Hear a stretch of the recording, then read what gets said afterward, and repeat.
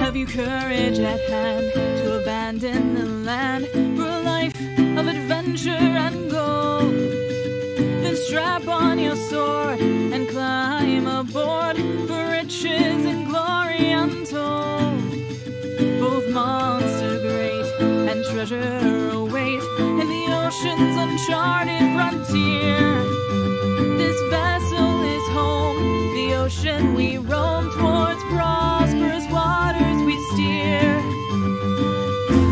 May Queen Bess for us, luck be upon you, and pray what lurks in the depths doesn't prey on you.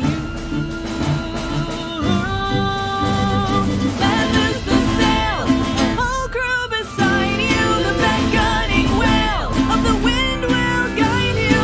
Only the brave seize their destiny, heed to the call of the sea, and let loose the sail.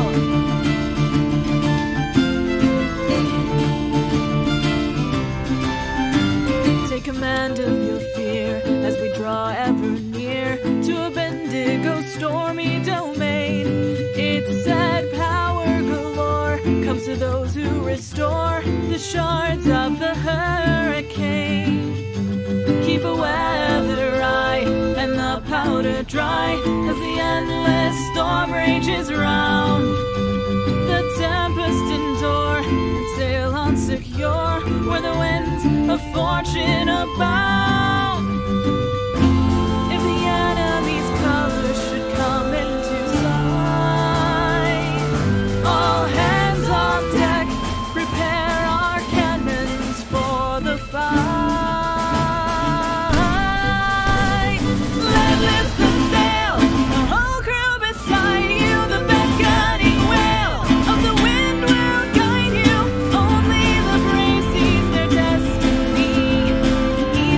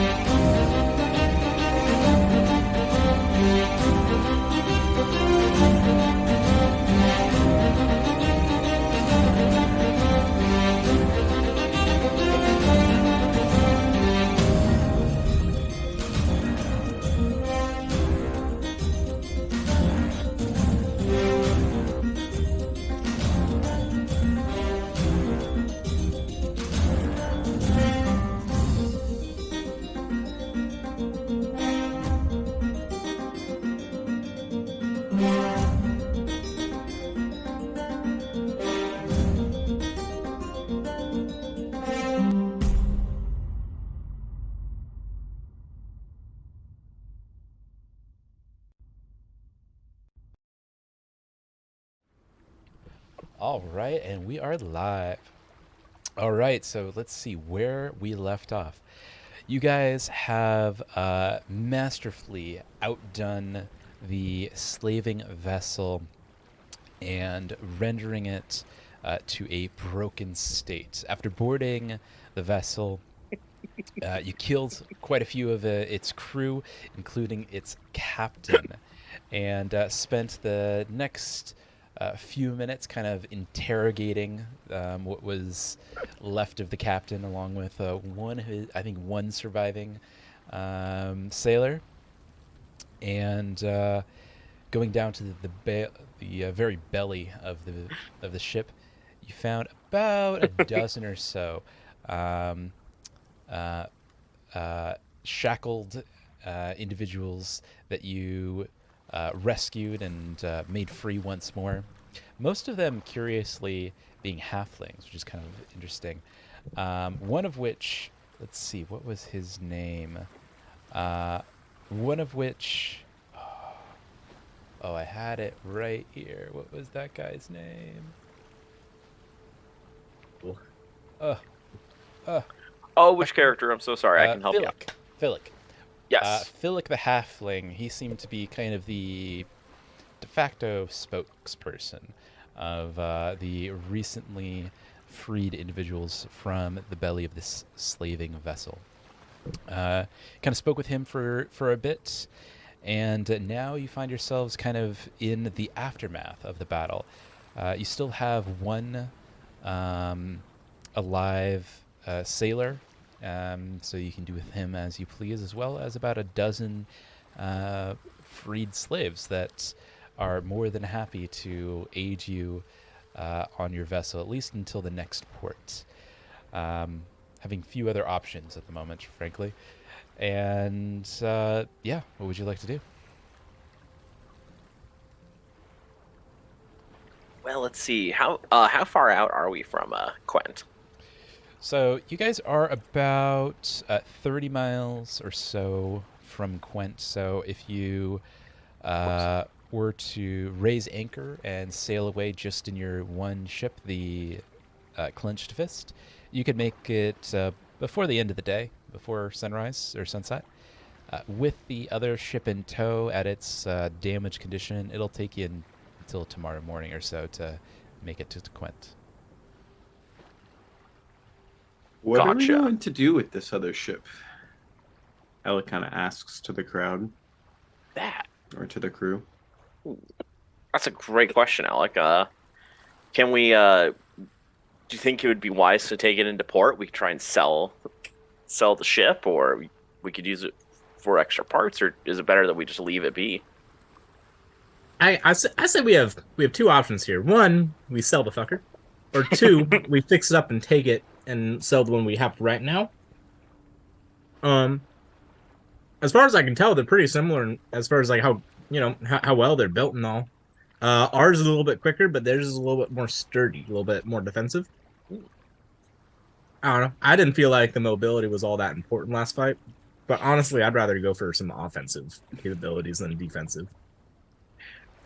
That's a good point. We could. Oh yeah. So, uh, I know we have a captain, y'all, but since I assume Chuck isn't going to want to vote on this. He's probably got flowers and drinks on the mind. I guess we should put it up to a vote what we want to do. I think Muck Duck, you want us to keep it, right? Maybe even replace the ship. Yeah, I mean, I think it might make sense just to keep ours because like that one's going to cost money to repair, not a whole lot, but a little bit. Maybe hold out until we get an offensive one. Assuming y'all, I mean, what do y'all think? Do you think that we should be running an offensive or defensive or fast sloop? Hmm. I think we should be the- running fast if we can. That's just me personally. Okay. Yeah, between the two, I think oh, the mobility is probably a little bit better than the defensive, maybe, but it's hard to tell. Okay. Let's just stick with ours then. That's easy enough. What there might be an option to trade both of them in for an offensive ship, Mm. maybe. I don't know. Yeah, someone wants to do it. I don't know. I mean, I'm happy with whatever. I didn't feel like our mobility helped us a lot in that fight, but it might help us later if we're trying to run away from, I don't know, the law or whoever. The big one. Absolutely. It could be right down the road. That could be very helpful if we're run into any issues. And I think, and I think, yeah, I think we could see what our options are in Quent too. Like you said, Dracoth, it could be a simple matter of selling both and finding a ship that's the best fit for us. Yeah, if there's anything available there, but we'd have to obviously do some digging around.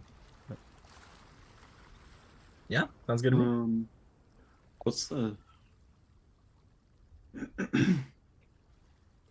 max pilot, max crew, max passenger?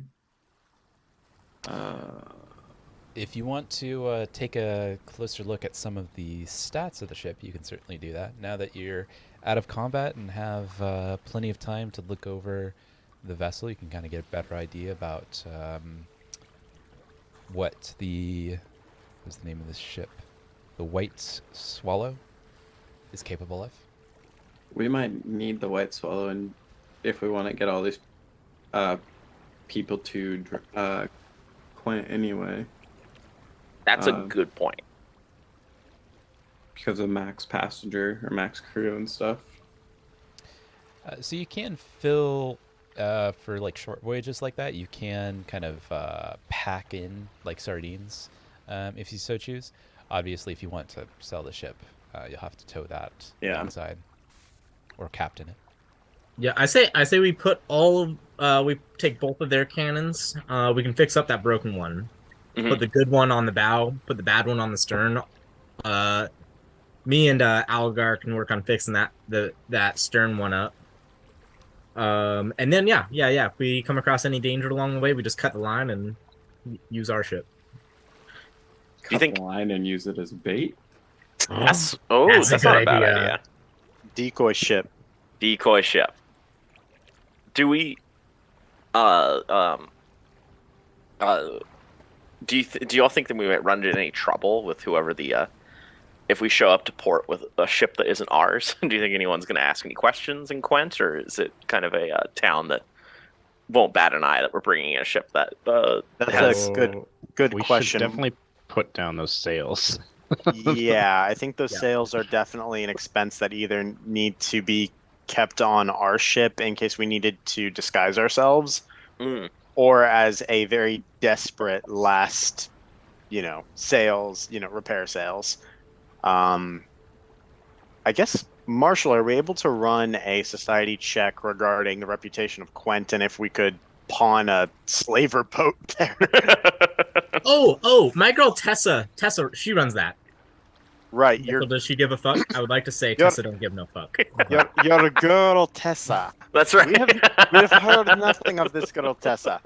Oh yeah, Tessa Fairwind. I say my girl, but she was my captain a long time ago. We go way back. So wait a minute, was she your girl, or was she your captain, or was she both? Oh no, I say my girl. I mean like my girl. Not like my girl. Brunjar looks like he can kind of pick up on half of what you're saying, but he is very confused. Alec kind of looks at Dracoth, like father to son, like or son to father, like what is he talking about? Can you explain? So What is Uncle Monk before your saying? Okay, Damn it, so it here's applies the here. skinny. All right, I'll explain because clearly y'all aren't getting my hip lingo that I picked up in Absalom. All right, so Tessa Fairwind, who owns that port, she actually saved my life from a slaver ship. I was on a slaver ship. She came along, saved my life, freed me. I worked on her crew as like an assistant shipwright type of person. Anyways, it ended. Doesn't really matter how it ended, but I had to go. And then, yeah, that's basically it. In my experience, it does matter to women how it ended. I mean, I may or may not have... It's fine. It's fine. She's No, gonna laugh no, about no, it. Mock Duck. She was Mock pretty Duck. mad, but she'll be fine. She'll be fine. Mock It's been over 10 years. Mock Duck, half the scars I have received have been from battle, the other half have been from angry women. You tell me what you did to piss this woman off. I may or may not have broken her favorite gun, but in my defense, I was gonna put it back together. I just couldn't. Well- I understand her point completely. We should throw Mock Duck over. We should give Mock Duck back to her as a form of appeasement. Oh yeah, that's fine. She's gonna Mock laugh. Duck, about if it. you shattered She and my I favorite, she and I sailed together for 2 years. You think that one little instant she's still gonna be mad at me for? No, she's gonna laugh about it. Mock Duck, if you broke my sword, I would strangle you with your own gut cords. Yeah, but then you'd give me a hug and it'd be fine. You'd be dead.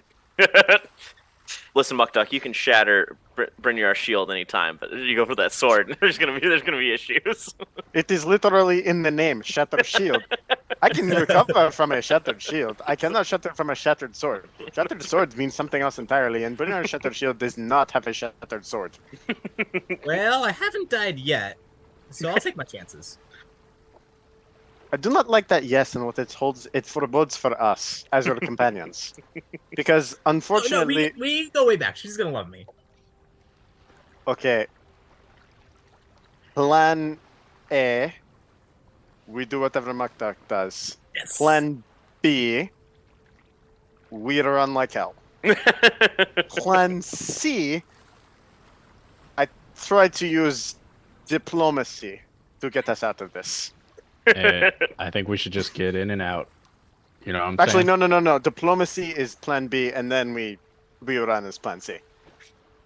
I think I notice, Brynjar, as you're saying, every time you say diplomacy, you're kind of like putting your hand closer to your blade. I think I noticed that. Like. Which sword are you talking about? Good question. Maybe it changes every time. Diplomacy. We use diplomacy. We talk our way out. I will be charming. Well, I can't. I can say that seriously. Well, Brynjar, you are a charming fellow. I don't doubt for a second we could talk Thank our you. way Finally, out of it. somebody understands it.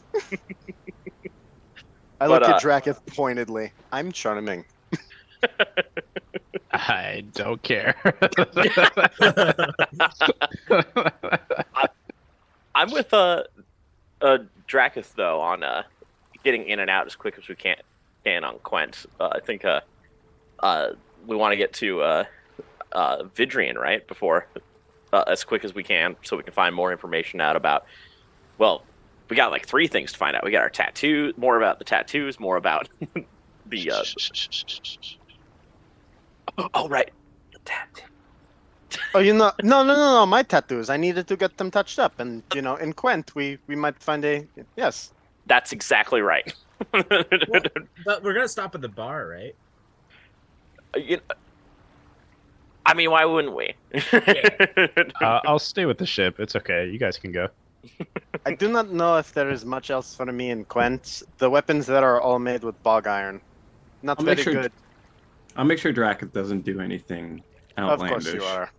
That's a good idea. I was thinking, we could either have someone walk. I think it's a good idea to guard ship, and I'm good with you and Dracus doing that. We'll make sure to bring some drinks back to y'all. I mean, are you sure that we want to split the party? I mean, we could always leave it under the captaincy of our intrepid Chuck E. Chuckerson. Brynjar looks over to Chuck and goes, "Or not? What is that small wise ass halfling that we rescued? He is irreverent. He's irreverent, but one must have wit to be that irreverent. He at least has 2 brain cells that are not doused in alcohol." Yeah, he. I give Chuck a very over-enthusiastic chuff on the shoulder that sends him into the deck. Not that that is a bad thing. What is it? What were you saying? Never mind. Never mind, Jack. Never mind, Jack. Do you want another drink? I got one. Chuck. Alec, do you think at some point I could swap out his drink for water? Would he notice? Would he just think it's alcohol at this point? At this point, I don't think he would. Speaking as a functional alcoholic, it depends on what kind of drinks he has been consuming. If he's expecting one thing. Looks at Brynjar. Rum. I drink the rum. Great. Brynjar is going to look at Algar and be like, ooh, that is brown alcohol. It is very difficult to transition from brown alcohol to clear alcohol and make no distinction, let alone water. You might have to replace this with, finer spirits. Or I could just knock him out. That too. Some strong tea. But what is that against tea? Oh yes, Radigan could help us out there. Oh my God, yes. Strong cup. Yes, he will probably have a strong cup of tea, and he will finally be useful at something. Absolutely. He could work on the flowers on the ship. Yes, he can. So, back at just to make sure I got everything cleared up. Mm. We're gonna sell the slaver ship in Quent. We'll stop by the bar. We're gonna get out of there afterwards. Dracus, Alec, you're staying on the ship? Great. Yep. All right. And we'll go. And we won't cause any trouble. I mean, look at Muck Duck and say, Yeah, I won't cause any trouble. But if you see any other goblins, let me know. Because is there a reason why you would need to avoid other goblins, my friend? No. Just tell us if just tell us if there is. Okay, so like, lie I've ever... oh no, that is the fattest lie I've ever heard. Let's just say one of them might be mad at me. How One many? of them? Just one. Just one. It's okay. Okay, It's just, show me. all of them. Show But me on the just hands one how would be many really one weird. is. Huh? Show me on your fingers how many one is. I can't really count that high. Okay, is it more than this many? Yes. No. Is it more than It's this hard many? to say. It depends how much. I mean, if people talk, then yeah. But if not, then no. And you talk more than anyone I know, so you're all good. Muck Duck, You probably cleared things up, right? it's been 2 years since you've been to Quent, right, Muck Duck, or is it just 2 years since you've seen Tessa? Oh no, it's been 10 years since I've been to the Shackles at all. Oh, 10 years. Sorry, 10 years. 10 years. So 10 years is plenty of time for people to forget. Plus, you probably look different now than you did then. Yeah.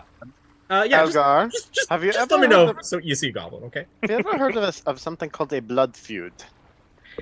We don't really practice those on at my home, so but I get the concept. Are you Yes, thinking? I have told you that either things have faded away, or this has become a generational conflict. And if it is a generational conflict, we are better off dropping him off at Quentin and leaving. These things have a tendency to get bloody. And no offense, sweet goblin, but you are not very, well, absorbent, so to speak. Hey. I give That's you my our word. captain you're speaking of. I do not. Really, I remember him manning the helm, not calling out orders during that last naval engagement. he was ordering. Yeah. No, he wasn't. You see where I put the Captain Chucky Chuckerson? He was way up there on the top soul. I was in charge. He did great. Wait. Yeah. Anyways, I give you my word that I will be the only one that comes to harm if said goblin finds me. Does that count me harming other people on your behalf? Please don't. Okay. Yeah, don't I make would- a spectacle if Yes, you don't I would have very to. much prefer you not to hurt the goblins. Well, Okay. I We will won't not hurt hurt any the goblins. goblins. It might be best we call you by a different name in Quent. Maybe only your friends will call you Muck Duck. Maybe otherwise Green we bean. can call you like Green Bean, or I don't know, something like, I don't know. I don't think Muck. any goblin's ever been named like Loot before. You could be like Loot. I like this. I will be Loot Duck. Of the duck variety. Yeah. We will call you Nyal. No, but actually, no. But my weight. No, actually, I think we should use my name because Tessa. That name's gonna have some weight. She's gonna remember me. Maybe we'll call you Muck Duck around Tessa. But if people start, if there's more than 10 people who are after you potentially, it might be safer. Oh yeah. Just don't use my name in front of goblins. Okay. I say that actually I regret. I say we call him Zatara. Zatara Duck. No, Zatara. What does this mean? It means driftwood. I like that. Might as That's well pretty call him good. a count. There we go. Counts Zatara. Akuma Zatara. What a wonderful phrase. Akuma Zatara. I can't believe we have managed to do 2 references off of one freaking line that I wasn't sure anybody would pick up on. Oh, don't underestimate me and my stupid knowledge on that kind of stuff. No, again, that is very much me underestimating Marshall's capacity as a movie nerd.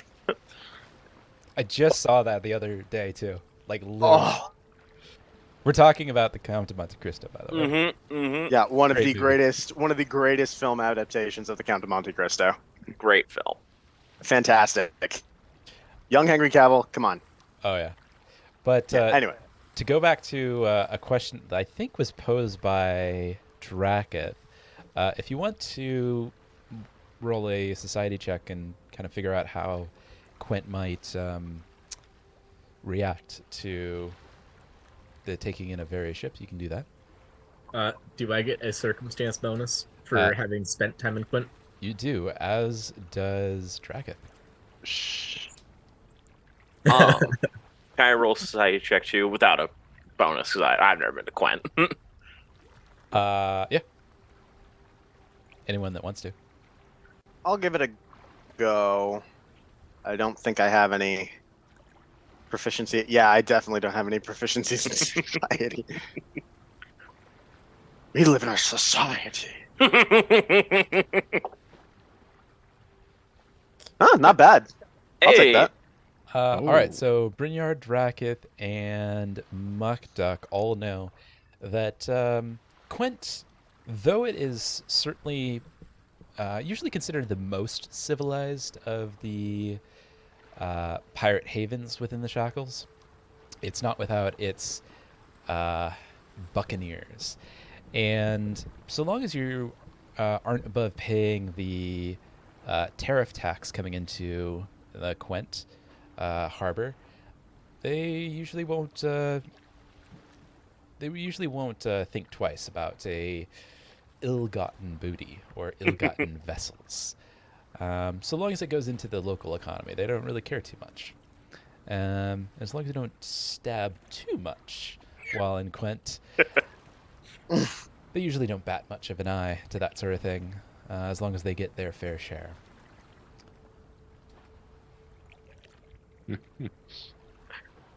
Told you. My girl Tessa's got it. She's chill. All right. Then we must. But be like not my extra girl, like cautious. my girl. Every Yes, time we. you- Every.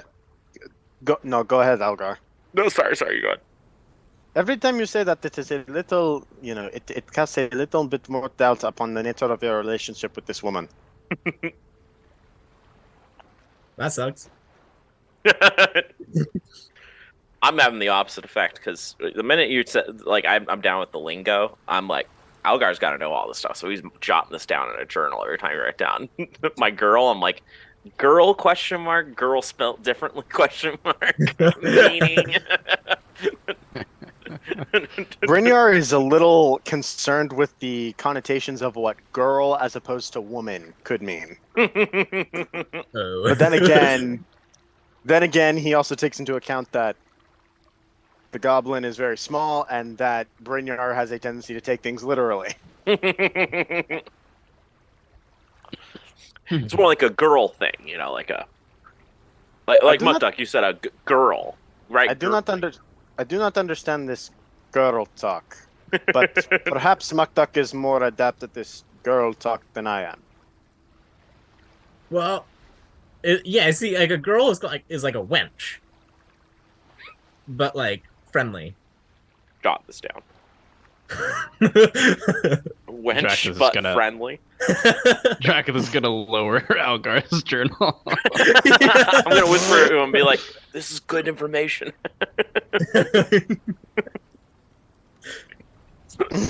Go on, Muck Duck. What? Algar, you're doing just fine. You're doing just fine.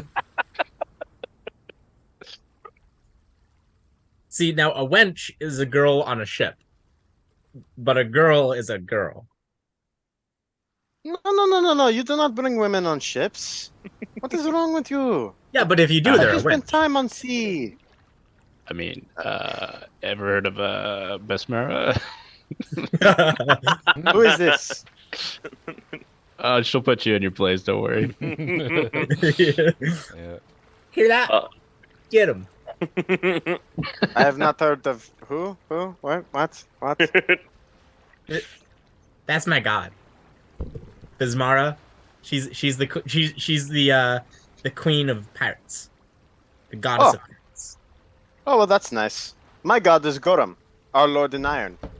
It is Nice fairly... to- Yeah, well, it is fairly hard for a pirate queen to punch through a god who is completely encased in armor. So, I do not like your goddess's chances against my god.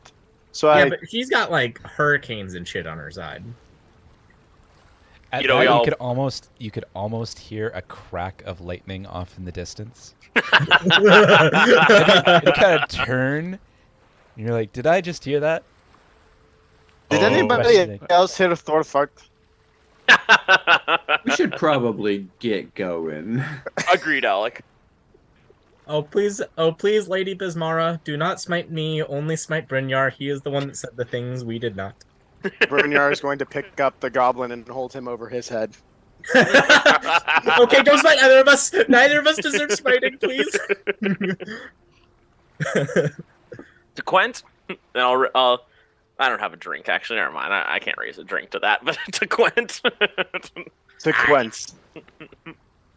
All right. But And- before setting sail, Alec's gonna walk over to Muck Duck and ask if he can get his elixir of life formula or copy his elixir of life formula down. Oh yes. Okay. Do you have? You weird people use pen and paper and things. Do you have do you have the things that you need? I do. Okay. Pull out my So- writing set. You'll have to write it in song form. Oh, you put the life in the elixir, but don't let the elixir touch the air. And if the elixir touches the air, just ask Fred. He's dead.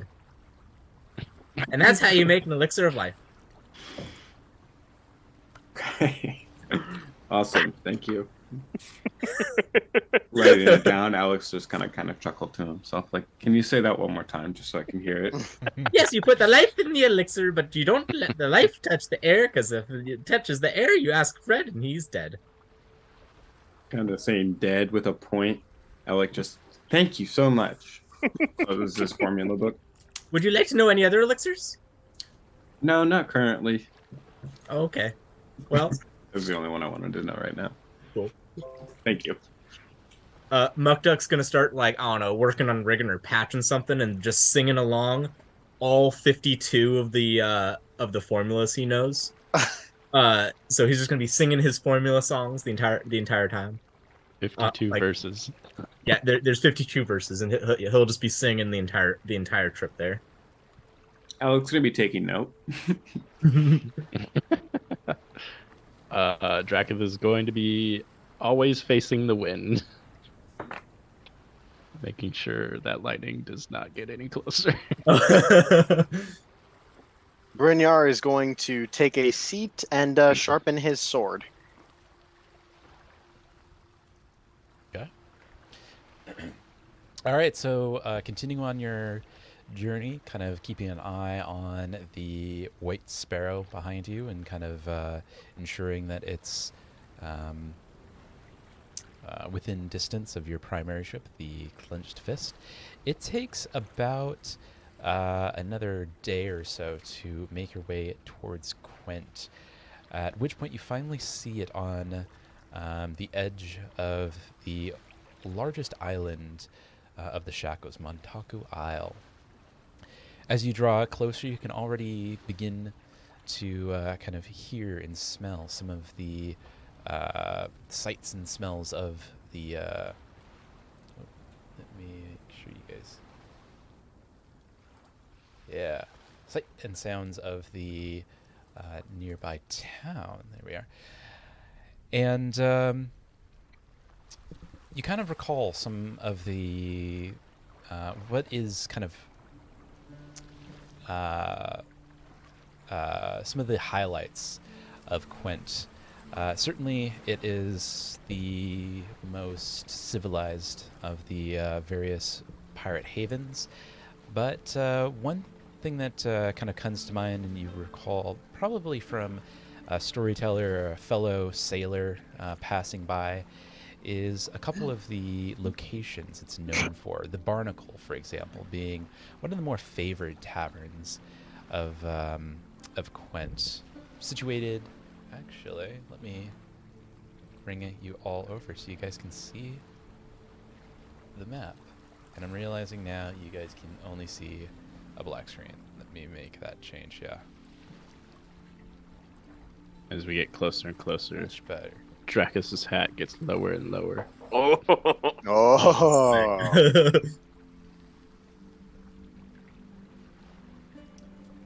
All right. So there are. Can you guys see all of those little icons? By the way. yeah. Yeah. Okay. Oh, nice. So you guys recall a few of the highlights of Quent. One of them being the Barnacle. Perhaps one of the more popular, certainly maybe more one of the more seedy taverns in the city, but despite that, it's one of the more lively places, situated right in front of the primary docks, the Horned Harbor Docks, and a favorite among would-be pirates and sailors that pass through alike. A couple of the other points of interest that kind of are in the highlights of any journey to Quent includes the Blue Sky Road Market District, where you can find just about anything that you might need within the Shackles. Can usually be found within the market stalls and shops of Quent, including, and this will be particularly interesting to any gunslingers or gunsmiths about you, the Smoking Gun Gunsmith, probably the most famous, or certainly one of the most famous gunsmiths in the Shackles, known for their high quality and use of cold iron to forge their weaponry. Some of the other kind of, and probably one of the other highlights is the Red Sand Hospital, one of the largest buildings in Quent, frequented mostly by the would-be pirate brawls and various kind of stabbing and brawling occasions. So they have a relatively advanced emergency clinic to tend to the populace's accidents that so often occur. Then, of course, there is the Tessa Fairwind Estates, the most lavish of the buildings, situated at the very precipice, the very height, pinnacle of the town, kind of to its south. These are but a couple of the more noteworthy and well-known establishments of Quent. Now, I'm going to go ahead and move that guy. So you guys, if you guys can see that, you guys are situated right here, kind of coming into Quent. It seems that the horn, a long sea chain that guards the interior harbor ward, is lowered at the moment, allowing free passage in and out of the harbor. Though you note that it could easily be lifted to protect the harbor from any outside hostile encounters.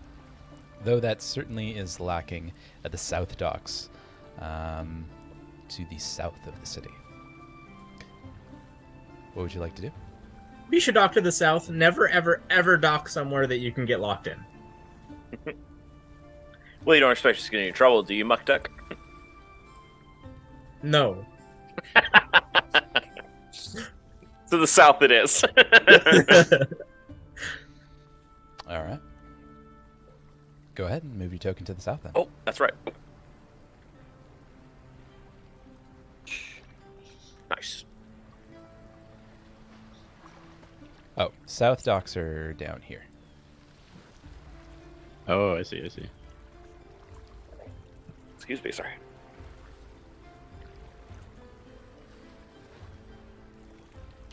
All right. Kind of make your way towards the southern docks. Let's do this.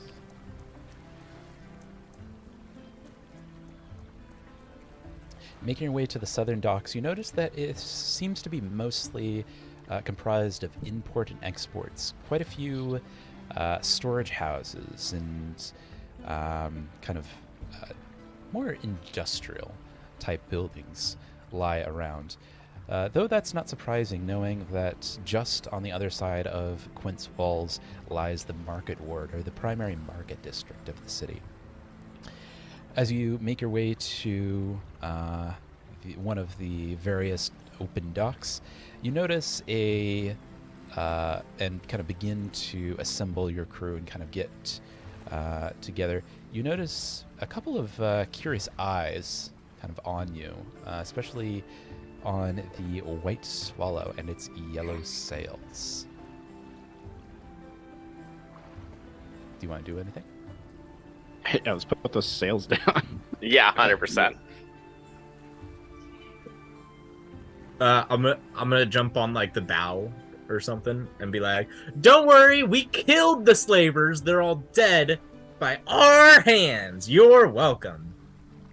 I feel like I should have beheaded that slaver and mounted his head on a pike. Well, we still got one left. You can still do that. Oh, you mean that captured prisoner that we have? Yeah. We can just execute him right now. No. We can turn it over to the authorities. He surrendered, and I cannot wantonly wash in the blood of my enemies all the time. It's okay, I got you. Maktak, no, you already blew off the captain's leg. That was Don't very waste fun.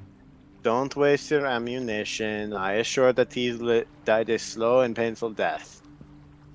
As I'm long gonna as turn- it's slow and painful. Oh, drowning, it is an awful way to go. I'm gonna turn to the freed slaves and kind of issue a nod. Well, here you are. We promised you back into Quent. Try not to get caught again. We did hose them down, did we not? I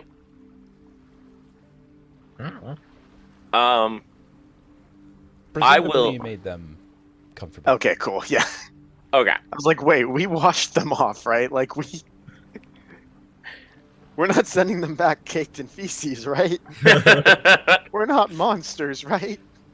No, We're the good guys. I hope. All Oh, right. but before all of you leave, would anyone like to join our crew? I think we have 2 spots open if y'all want to. Oh, yeah. So go ahead and roll a diplomacy check. See if they want to or not. I would like to assist. Yeah. Oh, actually, Yeah, I'll assist Mukduk. I will be using assurance, which gives me a flat 10 plus my modifier, which gives me a total of 19.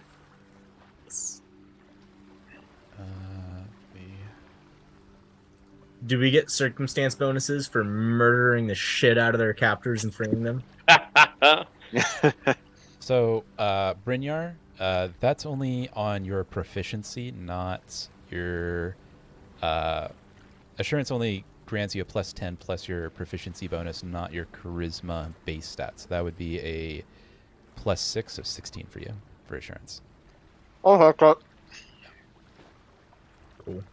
Better than rolling the dice. Okay. All right. So go ahead and roll, Mukduk. Cool. What's my total circumstance bonus for?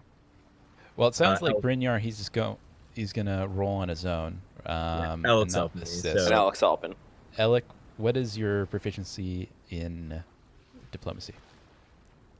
I'm untrained. Untrained. Mm-hmm. Okay. Go ahead and roll. It's gonna be a what? What did I? It's a flat DC of 10, I think. Yeah, flat DC 10 for me. Let's get a 10. Flat D10, is that what you said? It's a D20, but your DC or roll a D20, but your DC is gonna be 10. Oh, okay. So you're trying to get 10 or higher. PC. Okay. Oh, 7. Oh, all right, Mukduk, you're gonna take a -1 from Alex's assistance. But then another +2 for murdering the shit out of their captors, right? Yeah, I'll give you a circumstance bonus. Cool. Meh. All right, looks like one of them has stuck around while the other have departed and gone off into the city of Quent. Although, curiously, the halfling, what is his name? Philic, has not left the ship yet. And if we do join you, what do we get out of it? Well, you get a good share of all of our spoils, and as you saw from that last fight, there's gonna be spoils. Yeah, maybe I'll stick around with you for a wee bit and see how things go. choice Could use a good drink if you're paying. Oh yeah. I'm buying. All right, tally ho to the tavern then. To the tavern. He is going to get us in so much trouble. He seems like fun, I say as I give you a pat on the back. Or more like lower back. Instead of with the side. As you guys begin to kind of get off your ship to go towards the tavern, you notice a woman that is kind of walking towards you, and kind of in a stance, almost as though she's like some sort of an official, having a. Let me get you a picture here.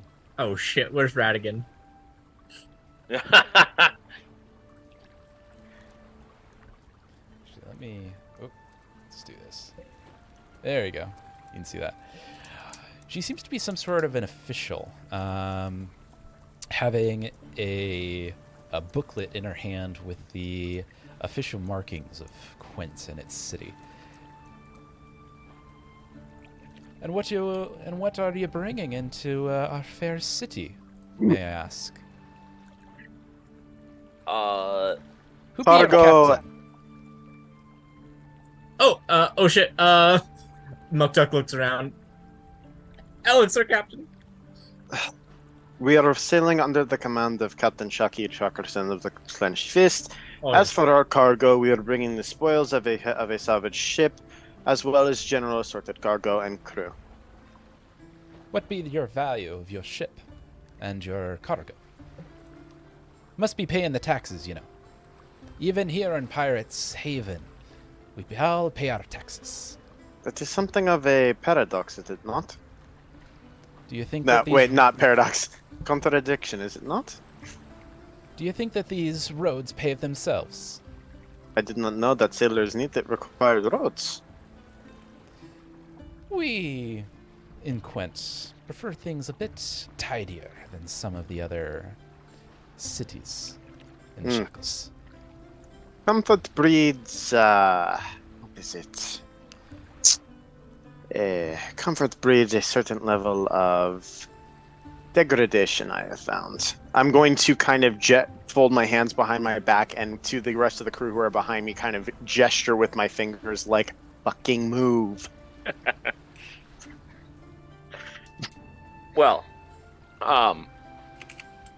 Yeah, Dragon's definitely gonna get out of here. He's the smart one.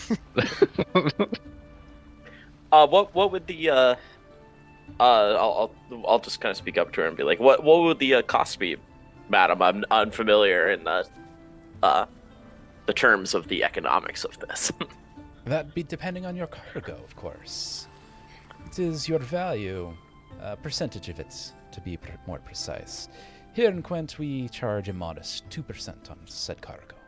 Oh, that shouldn't be too bad. Does that come out of the product itself, or is that do you need that right away? You are free to sell it here or to sell it in other ports. It is simply a import and export tariff. Well, I think we would all agree, right, that we could sell our bulk and maybe offload the former ship of those filthy slavers. I see that you have indeed acquired a slaving ship. You're certainly free to sell that in the local shipyards, if you so choose. Or keep it for yourself, though I would suggest switching out those sails. I think, just want to make sure, actually, sorry, this is a little out of character. We did want to sell, right, y'all, or did we want to hold on to it? I think we wanted the cannons. And then That's right. So. Okay. So, keeping the cannons and selling all the other goods. We should keep all of the the ale, the wine, and the spirits, because that's worth double when we get to Ravenel. Oh, okay. All right. So it looks like, taking a look at your vehicle sheet, it looks like you have about 250 gold pieces worth of cargo. So that's going to cost you 2.5 gold pieces in tax, and you can then sell the stuff either here or in the next port, wherever you want to Gotcha. make port. But yeah, they're going to expect a 2.5 gold piece on tax plus a docking fee, so you're looking at about 3.5 gold pieces. Easy. I'll throw her 4 and say keep the change. Yeah, I think those roads might, for the roads or for yourself. of course. And if you are looking to sell, speak to Terry at the Henlock Dry Dock. He'll set you up for a good price. Thank you, madam. Appreciate it. I take off my cap and give her a little bow. She reciprocates with a similar bow. I turn to everyone else. Whoever is still on board, and say, "Easy, right? Come on, fellas. Drinks are on me." All right. She kind of gives a stamp on a piece of sheet, hands it to you, and then she goes off to the next ship. Leaves you be to do with your wares what you see fit. What a most unpleasant woman. I like her.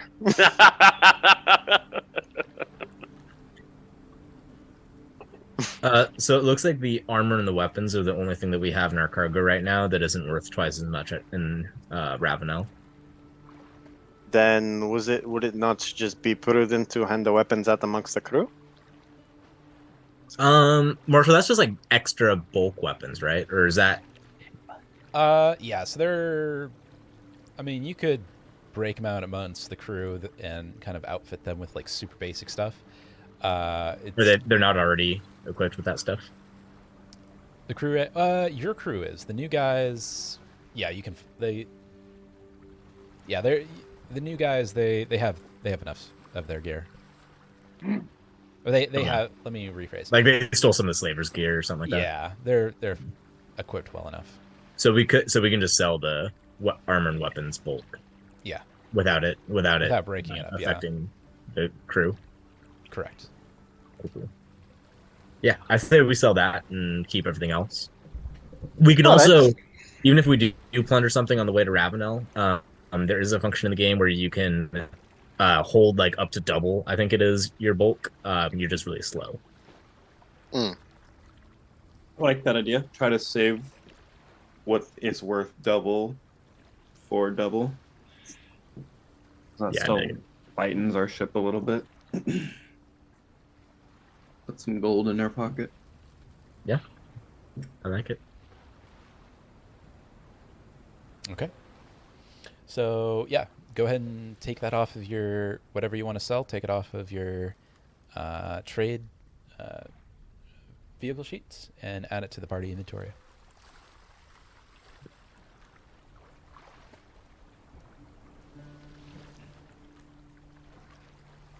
So that'll be 10 gold pieces, it looks like, right, y'all? Mm-hmm. Yeah. Awesome. If you're just selling the armor and weapons, yep, 10 gold pieces. All right, I'll move the armor and weapons to 0, and if someone wants to add 10 to our party loot, I'll add it. thank you.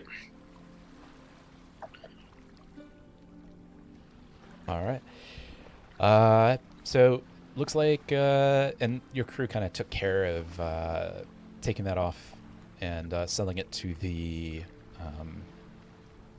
various storehouses this part of town. What would you like to do now?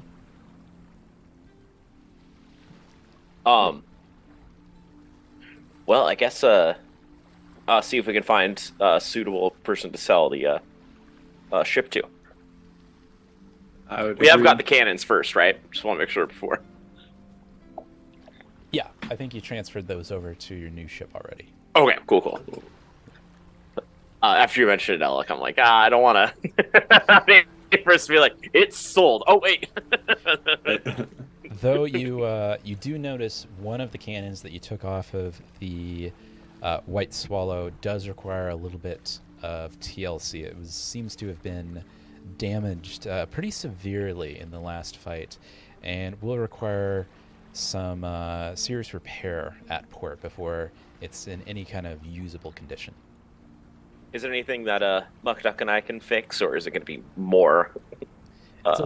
It seems to be a bit more intensive, something requiring the use of a dry dock or a proper foundry, not quite something that can be patched, more like something that needs to be reforged. Okay. This is on the gun or the cannon. On one of the cannons, yeah. Okay. Well, I say we see if we can. I don't know. We do we want to stay in Quent long enough to fix that? It seems worth it. We do have the crew enough now to man actually 2 cannons, port and starboard. Well, I wouldn't mind getting a chance to look around a little bit more. I know I said we should move along, but I don't want to neglect our time here, and also this would be a good chance for me to journal, write about life on the outside. Aye. If we stuck around, we could also upgrade our ship a little bit. Where I feel like I've gathered some skills. I think I could upgrade it. I don't know, 2 objective times. I don't know how to say that without it being metagaming. Yeah. Add some special I made some special modifications myself. Yeah. I'm down. That would require about 4 days, right, in port? I think it's 1d4 times 2 for each, or like 1d4 per level we upgrade it. However we can get off this island, let's do it. Come on, Draken. It'll be fun. We'll have a grand old time. All right. So to see to the repairs and upgrades of the ship, that all sounds like something that could be done, as the lady mentioned, at Lock and Dry Dock and Ship Auction. And ship auction, so we can sell the White Swallow. Sweet. You can. Oh, fuck, but there won't be any escape over there. Just don't do anything. Exactly. Alec's right. Yeah. I won't do anything. Or don't That get sounds like a caught plan. doing anything. Okay, there we Yeah. go. All right.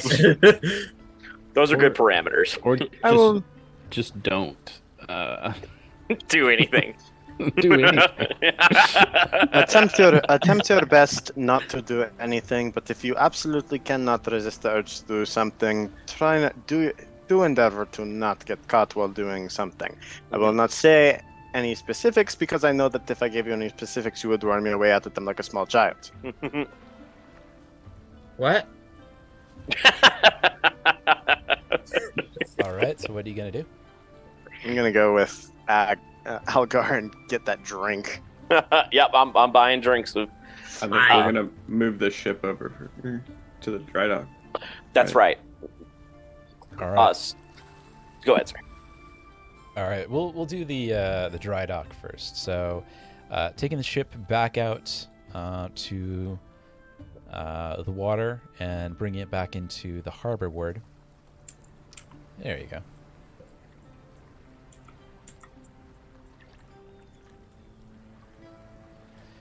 Looks like the dry dock is right there. Yep. All right, perfect. So. Kind of getting over there, and it seems that you've garnered the attention of what appears to be the foreman, or the foreperson of the dry dock, and kind of a large individual, about 6.5 foot or so, pretty well built, definitely that kind of workman type of muscle, not. For show, purely for strength type of look about him. Kind of short, kind of thinning golden hair, but a nice large mustache that kind of folds in from his nose and kind of up into his mutton chops and curls into his now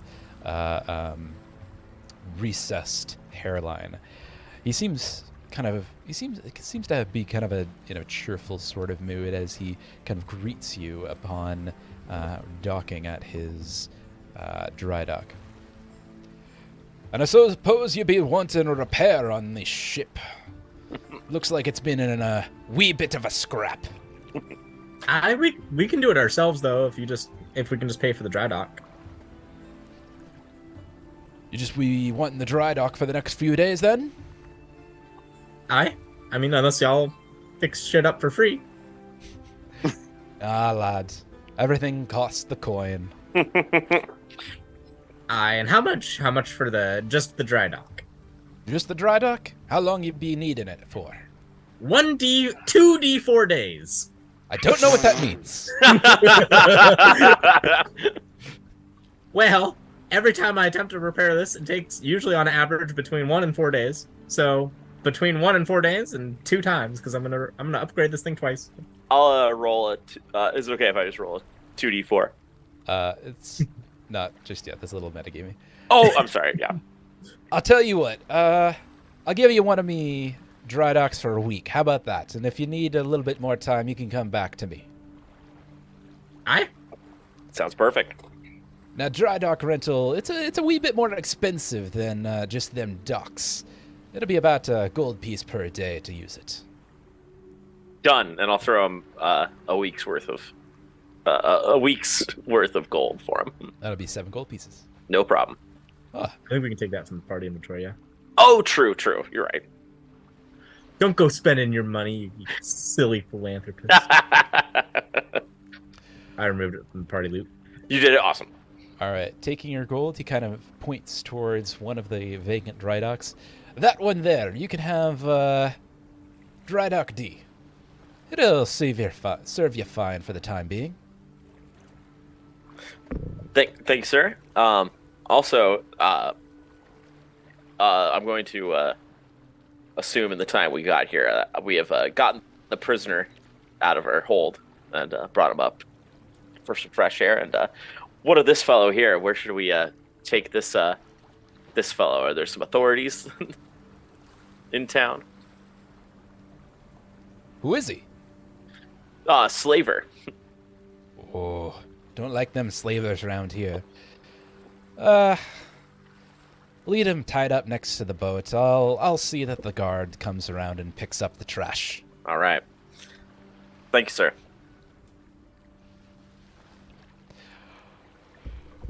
I like that slaving's illegal in this town. How wonderful. Right? They're cool with a lot of illegal stuff, but that's one thing. There's no way. Yeah, they don't seem to care for it much. I'm on board with You're that. getting some dirty looks with those yellow sails before. Oh, speaking of which, do you guys have that? You guys have that ship with you right there, right? Yep. Ah, okay, perfect. And what about this slaving ship here? What you be wanting to do with that? We'd love to sell it. Yeah, that can be arranged. Kind of looks over it and kind of does a quick examination. Looks like it's been through a bit of a tussle. Oh yeah. Oh, We send those motherfuckers to hell. Ah, well done. Though I would prefer a more put-together ship, but nothing that can't be repaired. Taking a look at this thing, yeah, I'll give you 250 gold pieces for the what is this thing called? The White Swallow? Stupid name. Oh. I don't know about that. The frame alone on this bad boy is worth at least 1,000. You should be giving us 500 minimum for this. If you're buying it, and if you're buying it from a shipyard like I've got, perhaps you could get 1,000 at the peak shape. But you're selling it here. I've got to make a profit too, lad. Plus, I've got to put in the man and the labor to get it up to shipwright. Not to mention it's lacking all form of cannon. Aye, but don't forget, you're talking to a fellow shipwright, you see. I know the cost of these repairs, and they're no more than like 50 gold. We should be getting at least 400 minimum. Yeah. Roll diplomacy check. We did drive some slavers away from your waters. That should count for something, yes? Oh, is that a plus? Is that a bonus? To the Oh, yes. Does that mean that Brynjar's helping me? It makes me hate you a little bit less. He kind of jokes at you. Like, no, doesn't give you a discount, but I like you a little bit better. I will also help Muckduck. Dope. Is that trained? I will for Does that mean That's plus gonna 1 or be- 2? That is a +2, I think. Plus 2. Whoa. Alright. Roll.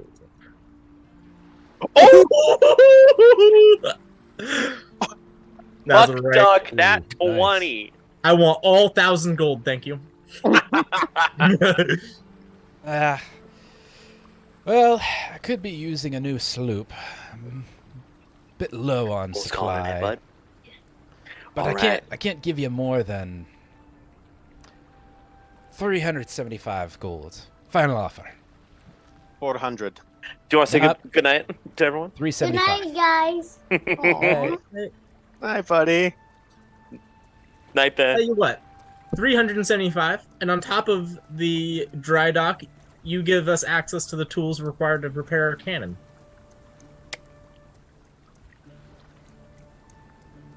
I'd make that deal. How about you, Algar? Tell I'll you take what, it.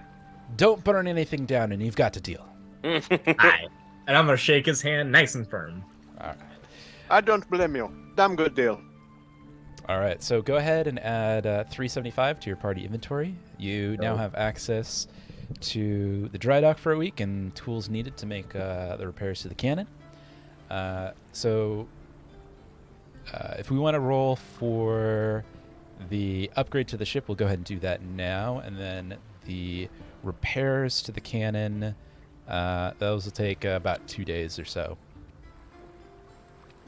I'll give it a roll. Let's see. All right. So it looks like you're looking at about 5 days altogether for repair and upgrade of your ship from level 2 to level 3, with including that repair. So it looks like you got about 5 days until that's all done. That's going to be done by Muck Duck and your crew, yeah? Aye, but hey, you, Mr. Inventor Man, Mr. Algar, would you like to learn how to repair a ship and Good cannon? night, Ben. Sorry, I think you're talking. Would you like to, Mr. Algar? Would you like to learn how to repair a ship and a cannon? I would love to. Perfect. I'll walk you through every step of the way. Don't mind me. I'll be in the corner working on my own thing, but I'm definitely not using you for your labor. I'm helping you learn a thing. Well, in that case, then I may as well hit the town. Damn. I require Algar's services in the town. After all, one of us must remain sober, and it certainly is not going to be me. Neither I, so we might need a third member. You make a good point. Well, we can do this. Marshall, this is like kind of like a downtime type of activity, right? Or is this like a full time? Or do we need to do this now? Like we do other stuff while we repair. Clock We have a whole in, 7 clock days. out, We could- 16 hours. Let's go. If you took it more than 2 15-minute breaks, you gotta get that on the time clock and the time sheet. You get your whole crew to help out with you, so all of your crew NPCs, you can kind of act as a foreman, basically, just a supervisor. It's still going to require those 5 days because you're kind of supervising it, but I'll say that the crew is really doing the work. You're mostly just telling them what to do. Okay, How cool. to do it. I really only care about like crafting my shit in my downtime. That is going to eat up your downtime, so you're not going to be able to craft anything else at the same time. Oh. It's still considered a downtime activity. Okay. Don't get a We double could swap double off dip. every day. Should we have Yeah, like that'd be one fine. person? That'd be fine with me. Yeah. Yeah. Works me. Okay. So again, it'll take 5 days to get all that repaired up. But it looks like you guys want to check out one of the taverns. All right. Absolutely.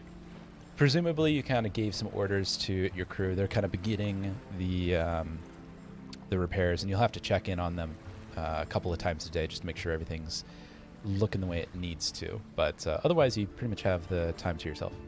I do have one question. Mm-hmm. On the map, it says Red Sand Hospital, and then it says Temple of Pharasma. Mhm.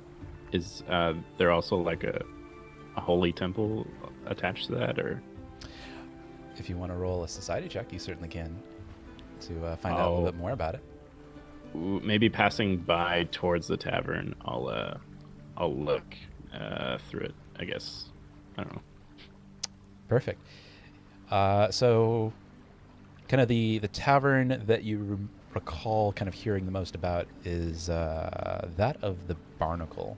This one here. There are quite a few taverns kind of all around Quent, but this is certainly one of the more seedier of the taverns, but one of the more popular among sailors and just general pirates that frequent the free port of Quent. And it does, in fact, put you in a walking distance. Yeah, that's what I was thinking. Past the Excuse me, temple. sorry. I think that's perfect. Let's head to the Barnacle, and we can stop by the hospital on the way, or the temple. I mean, All right. So go ahead and move your token. Just so, oh, dang it! Sorry, I forgot one. just so we're make sure everybody's kind of together. All right. So on. making your Are way. we? Making your way to the Red Sand Hospital, Temple of Pharasma. You see this building. This building is. All right, let's see. This large building bears the swirling blue crest of the goddess Pharasma, goddess of birth, death, fate, prophecy, and time. Among the grandest structures of Quent, this temple acts as a hospital for the populace. The front entrance displays the swirling blue and white insignia of Pharasma, and under it the engraving, Into Providence, until the return to Ash. The building boasts a large and surprisingly advanced trauma ward filled with the losers of drunken brawls and petty stabbings, though it also seems to have a residential wing for long-term care patients.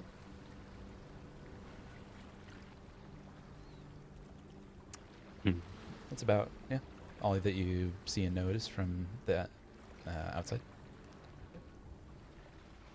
All right, I might come back to that. I like it. It definitely draws my interest for sure. And if you want to know just a wee bit more, go ahead and roll a religions check. Okay. Would you like some assistance with that, or are you good? I am untrained, but I guess the question. I is, am also untrained. Same here. I'll let fate decide here. Yeah. How very The other question is, Fuck do you it. want us to know that you're interested in this? Sure. I guess what you notice is just I don't know, his attention towards it. It was a pretty low DC, but you recall, you kind of see it as, see the building as being a red sand hospital on its placard, and you recall a story of Pharasma, her hourglass filled with red sand that symbolizes the passage of time from birth to death, and how fate cannot escape any of us.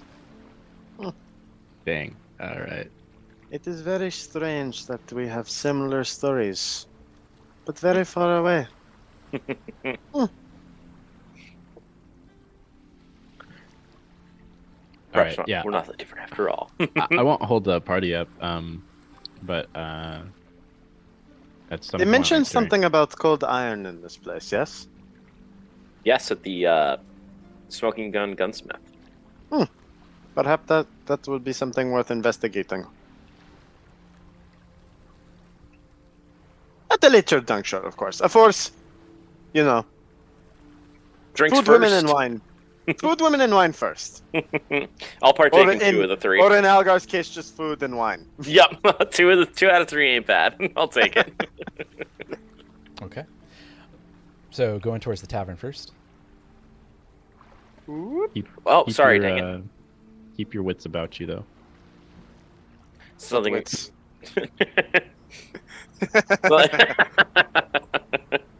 I was gonna ask further, but that's what makes Algar laugh. I'm gonna keep that in the back of my head. What you said there. Drag it. All right. So making our way to the Barnacle Tavern. From the outside, the Barnacle Tavern is a lively pirate tavern where seafarers from all over take on drink, gamble, swap stories of adventures on the high seas. Making your way inside, the dimly lit establishment is adorned with various nautical trinkets, and the bar is well stocked with plenty of rum, ale, and plenty of other fuel for the revelry. Looking around, you see kind of about a half a dozen round tables with a few stools around them. You see the bartender kind of tending bar behind his... Actually, let me get you a picture here. There you go. He seems quite lively, kind of a popular individual as he is handing out drinks. As he grins widely, his great bushy beard that kind of curves up and outward really sticks out, and you can see just this tiniest gleam of a golden tooth from one of his mandibles. You can, looking around as well, you can see some interesting pastimes being engaged in around here. A few people are enjoying Liar's Dice. There's a pair of individuals playing a game of darts, as well as one man that seems to be just kind of telling stories by the fireplace and engaging in some of the local patrons of the place. What would you like to do? First on the docket, drinks.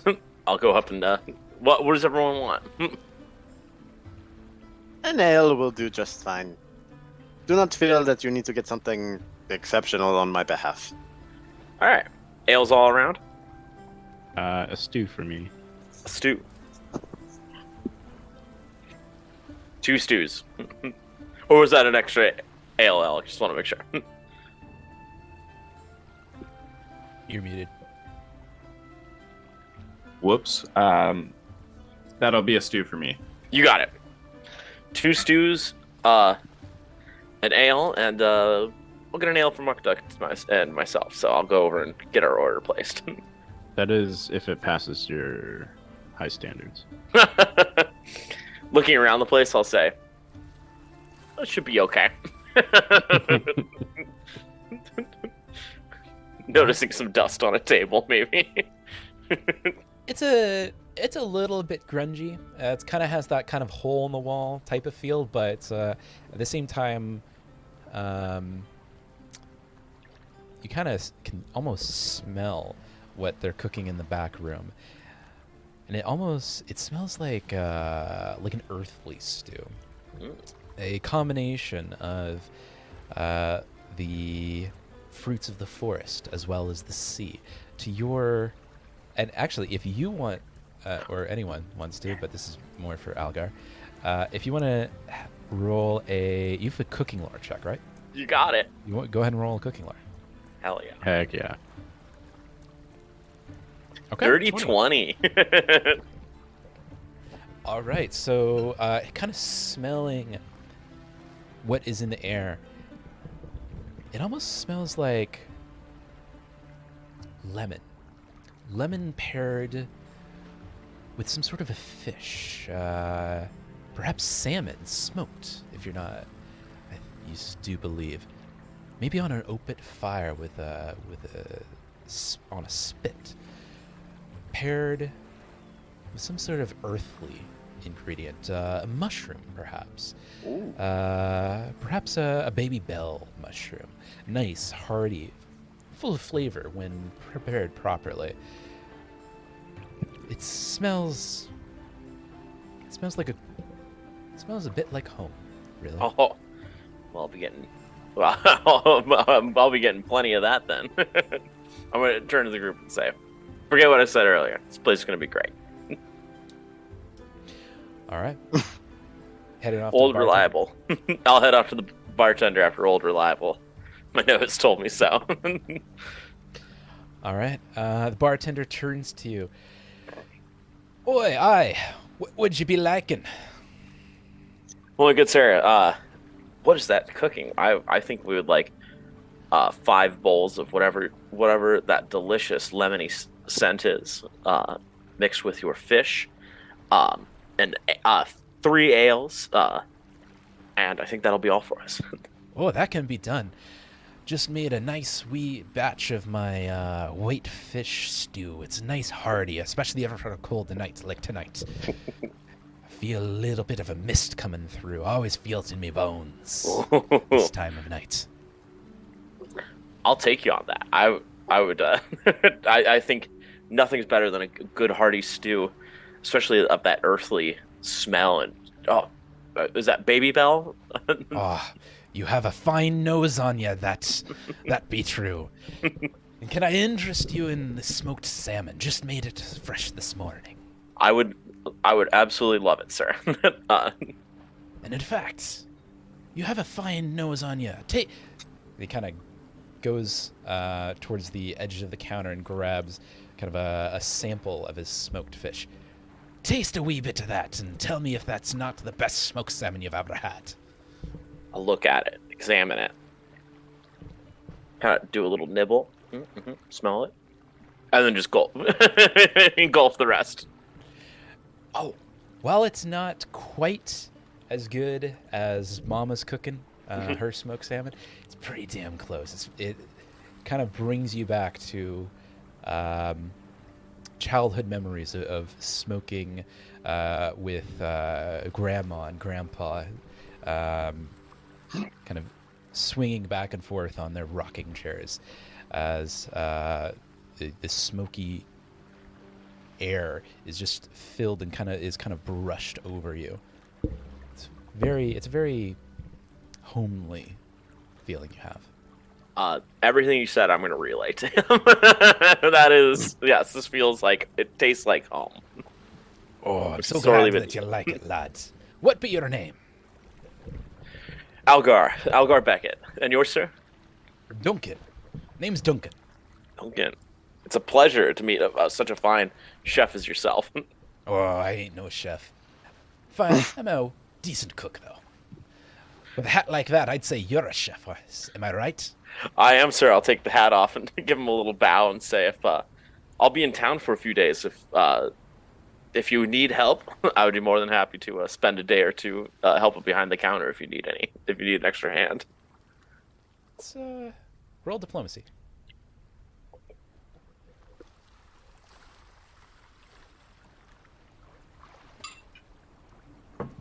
Diplomacy. Oh my gosh, not my best trait. Well, I'm very happy to have the offer. I think I'm pretty well situated around here.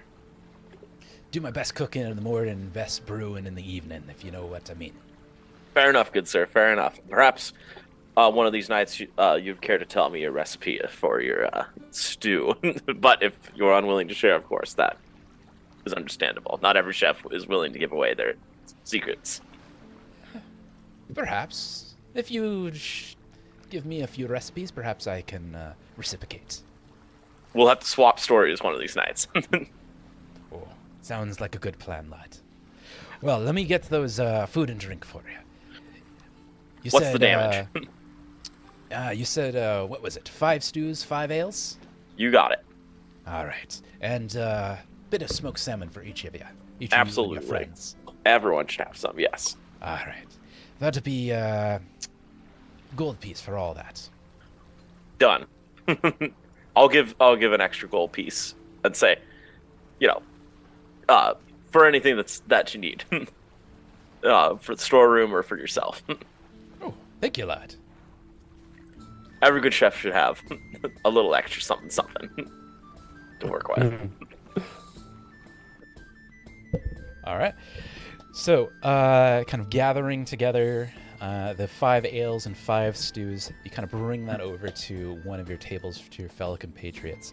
The smell of the stew just kind of wafting over you. A bit of freshly baked bread from just that day, kind of laid alongside it. It's a very hearty, very delicious kind of smell and scent and flavor as you dive in.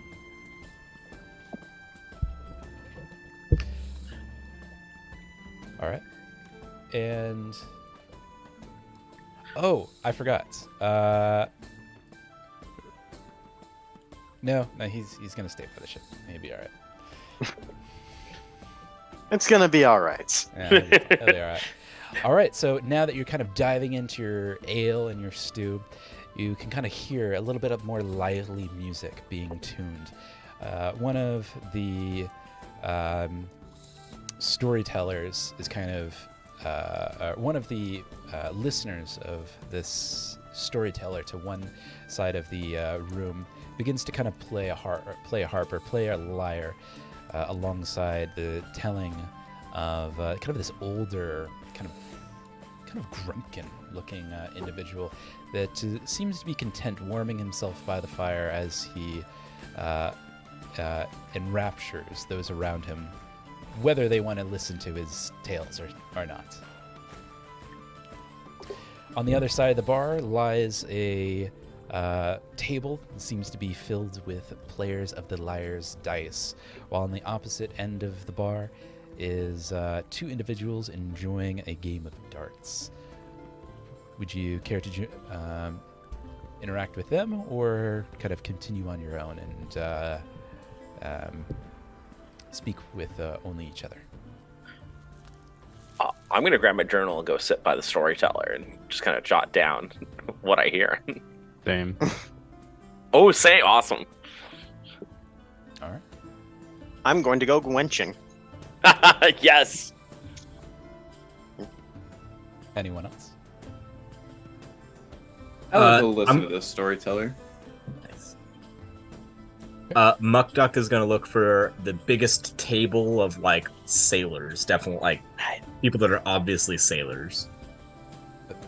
Yeah, that's pretty much about half the tavern. I'm looking for the biggest table then. All right, fair enough. I'm now picturing Muck Duck being that meme with the cat, like, excuse me. Exactly. All right, so I'll address. Let's go with Brynjar first, because that's pretty easy. Hell There's yeah. not too many ladies around here. Oh. It's pretty much a working guys type of establishment. Bit a hole in the wall, bit dirty, even for the ladies of Quent. So, looking around, not finding too much to go for. I am very disappointed. I am extremely disappointed. Yeah, that's how it goes sometimes. Yeah. All right, so we'll go ahead. I'm actually gonna... To vent your frustrations, Brynjar, are you gonna go? Are you gonna listen to the storyteller or Yes. darts or live Yes. stuff? I'm going to go. I'm going to go look around at the. If I can't fuck, I'm going to fight. So I'm going to go over to the liar's dice with the intent of, more likely than not, provoking these guys so I can hit them. Love it. All right, fair enough. But we can get to that later. Yeah, we'll get to that in a We'll bit. get to that here. later. Yeah. All right, so let's go ahead and hop over to the storyteller, and it seems that he's just kind of beginning to finish up his tale, and you can kind of hear a little bit of a tale of kind of grandiose heroes. As he kind of begins to wrap up and takes a couple of copper pieces from the listeners of his tale. As you approach, he kind of takes notice. Oh, hi there! And he kind of squints at you, reaching towards spectacles that are not there. Kind of looks at you. Oh, look at you! We got a dwarf in here, and an elf. And wait, you're not an elf. You guys are humans. Never mind. Oh, Well- there's a half elf. Well, he doesn't have very good vision. Very cool. And I suppose you'd be wanting a story in this cold and wintry type of nights. Absolutely, dear sir. Whichever tale you have to tell, I'd love to hear it. Oh, If you don't mind me writing it down, of course. of course, of Treacherous course. Well, now that the mist is moving in, and it's getting a wee bit colder every night, how would you fancy a ghost story? Love a good ghost story. Oh, are you sure that?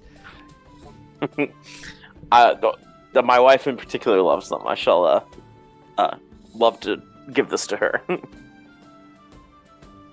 Very well. And who all is listening to the story? Okay, perfect. I'm gambling.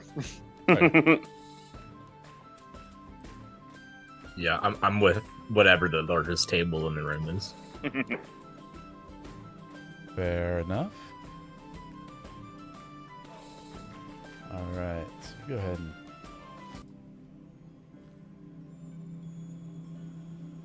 Actually, let's do this one.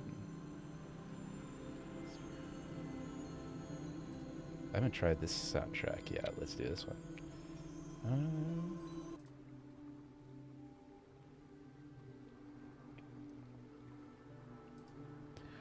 All right. Now gather in close. Get next to the fire. Warm yourselves while I chill your bones. Now, at the founding of Quent, there was this pirate, you see, Captain Peter Ash. He was one of the founding captains of this wee little city that we now inhabit. Now, he had to go sailing off, doing pirate things as you do. But his wee little lass, his wife, he just had to leave behind, and it was such a sad thing for them. So, to help with her sadness, he built himself a roof walk. You've ever seen these roof walks? These areas above the, on top of these buildings, so you can overlook and wait for a incoming sailor to return to the harbor and make safe his vessel. Have you ever heard of these things and seen these things? Totally enthralled. Don't even know really. If I do know what this is, I'm just gonna nod. Well, he built this roof walk, for his dear Jezebel. And on this little inscription, the handrail that overlooks the harbor, he engraves into it, just so that she remembers him when he's gone, into Providence until the return of Ash.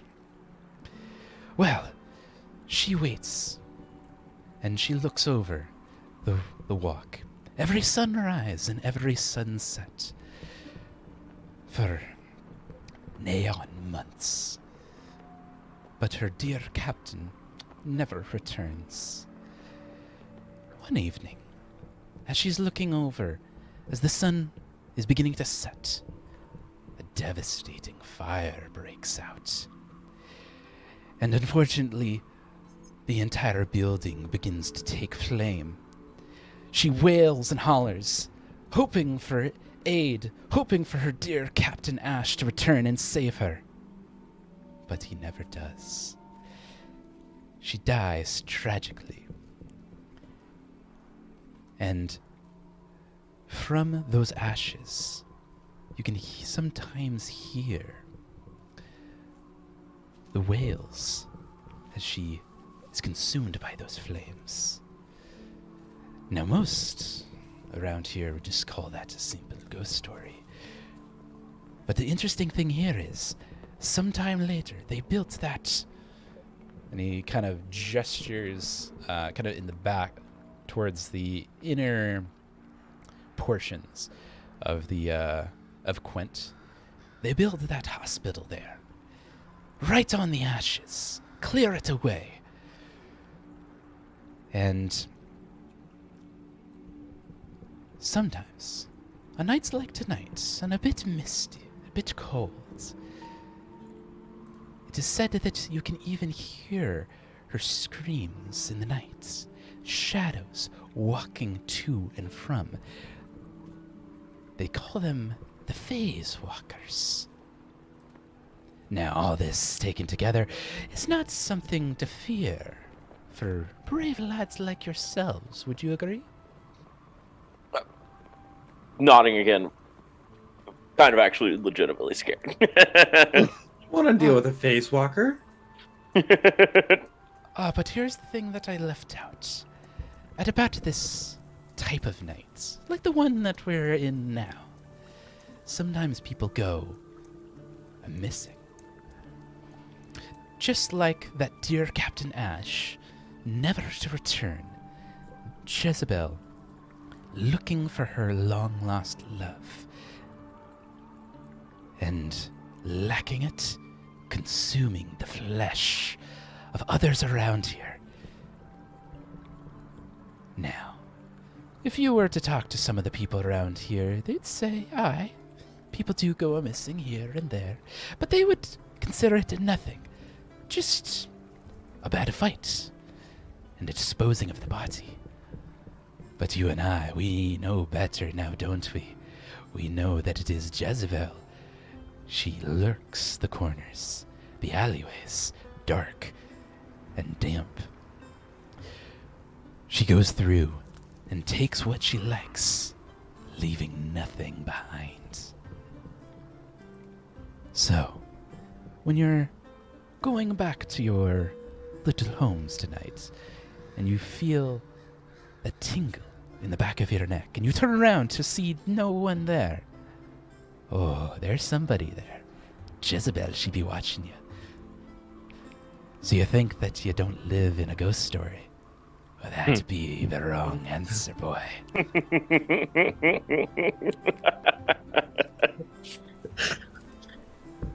I'm like just shook by it. Great story, sir.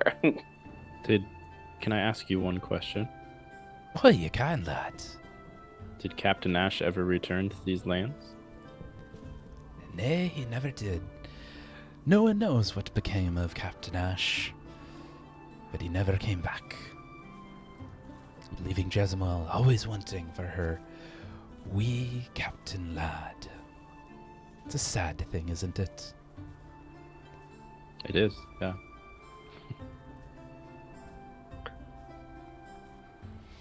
Well, if you really be enjoying the story, and it kind of holds out a hat with a couple of coins, tinkering about. For you, sir, and maybe if Jezebel is out there tonight, knowing that you've told such a good tale of her life, I'll drop a gold coin into his hat. Oh, thank you, lad. He kind of grabs it, kind of does that. He grabs both the gold coins and does that like test to make sure it's real gold. And then he kind of pulls both of you in close. It may be a story, but it's based on truth. Watch your back. People do go missing around here.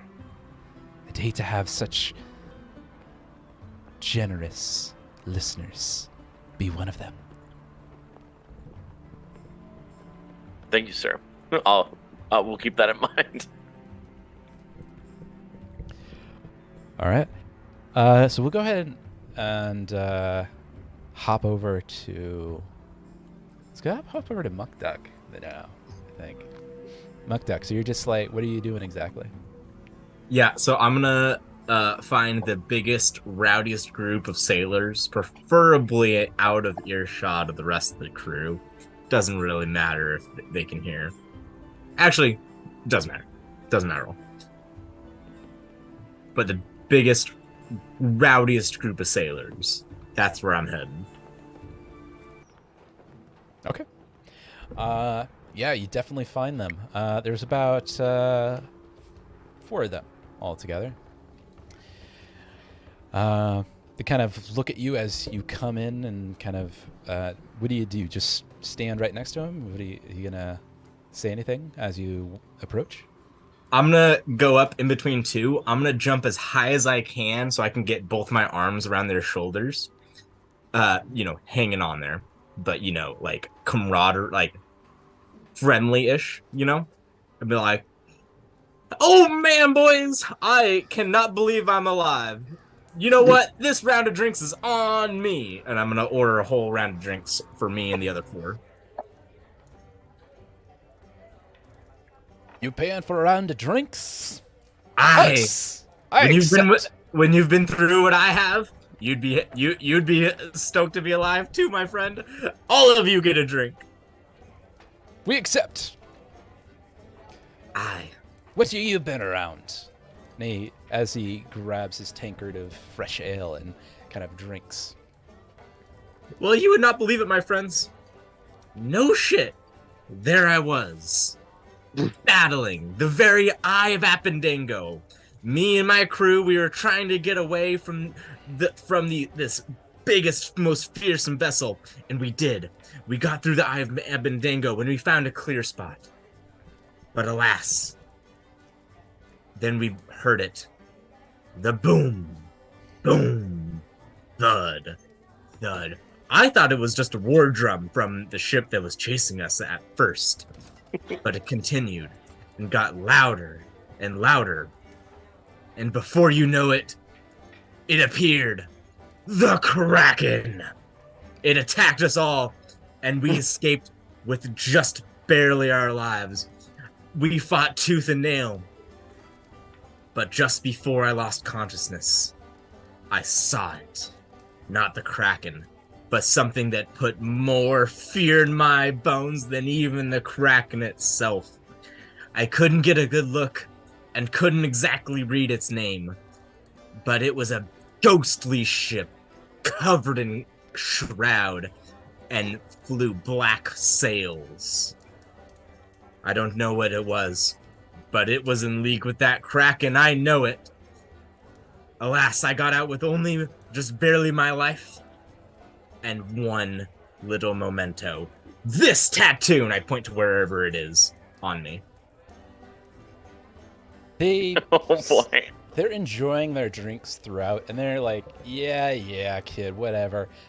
Up until the time when you show them the tattoo that is now embossed on your right forearm. Does this look like something that a child would just make up? No. There's something evil and magical about this tattoo. It was given me by the Kraken itself, and I'm telling you, that Kraken was in league, likely controlled by that vessel. A shrouded in cloud and hoisting black sails. I've never seen anything like it. Hold it there. You're telling me, and he grabs your arm to take a closer look at it. Ah! He kind of lets go of your arm as though you're like tainted. And he does like this little jig thing where he kind of like Oh God! and then spins around and spits on the ground. Yeah, you've been murked by the Kraken. What are you doing in here? The Kraken can't go anywhere where there's no water. There's a water right out there. And he points to the front door. You need to learn your sailing lore, my friend. The Kraken does not prey on shallow water. I ain't getting anywhere near you. You've been tainted. You're marked. And I'm gonna grab him by like I can't really reach his collar, so I'm gonna do the next best and like grab him by the belt and pull him in really close. Actually, seriously. Okay, you say whatever you will about me, but you beware. You see a ship with black sails, shrouded in cloud. You best run before the Kraken gets you too. Ah! Don't let him go. He and his like two buds just yeet out of there. They're like, nope, we've had enough to drink tonight. We don't feel like getting cursed, guys. Let's get out of here. Buckduck's telling pretty darn good ghost stories himself. Yeah. And now you've garnered the attention of a couple other of the sailors around. They didn't get quite a good enough look at your tattoo. Looks like they're kind of like looking and staring a little bit. More confused than anything. I gather round. I'll tell the story to you two, my friends. It's a warning, my friends. You do not want to come across that ship. I didn't look. I mean, I saw its name. I just can't read. We'll call it the Dutchman for now. You do not want the Dutchman to get your number. It will send the Kraken after you, and you will get this mark. And I'm gonna show it to the new ones. All right, these guys seem a little less friendly. And upon showing the tattoo, the biggest of them kind of goes up to you. And this guy, he's about Brynjar's size or so, give or take. So he kind of like looks down on you. Best be gotten out of here before you get stabbed with a tattoo like that. Ain't no curses needed around here. Aye. Walk into town.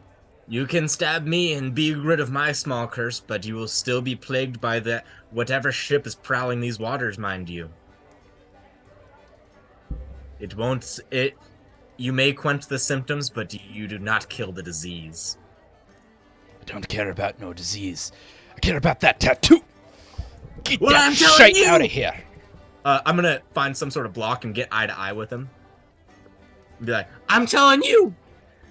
There's something prowling these waters and you better take heed, or you will be next with the tattoo just like this. As you kind of get close, he pulls a dagger from his waist and kind of holds it up right under your throat. Last warning. Get out or you get the stabbing. Cool. I'm gonna do a spin maneuver, so I'm turned around behind him, and my gun is pointed at the gun that's on my back is pointed at him, Okay. and my hand on the trigger. That's my goal. Oh my god. All right, roll a acrobatics check. Okay, acrobatics. I can do that.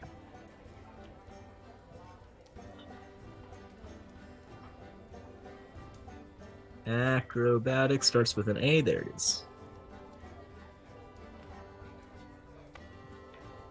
Nice. Yeah. Tell me that doesn't work. All right, so you successfully spin around. You have now garnered and pull your giant, bigger spoon gun out and have him dead to rights. But he also, let's see how he reacts.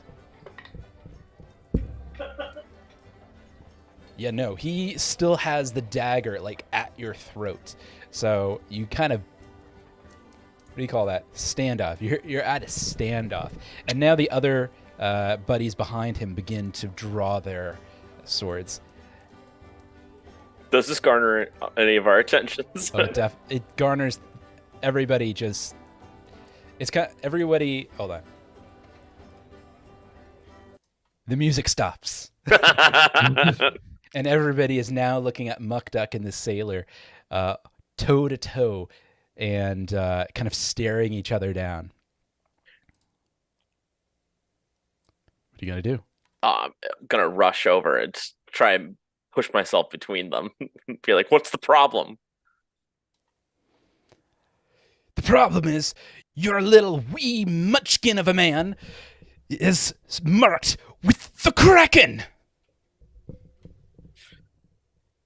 This is gonna step his way out ever so slowly.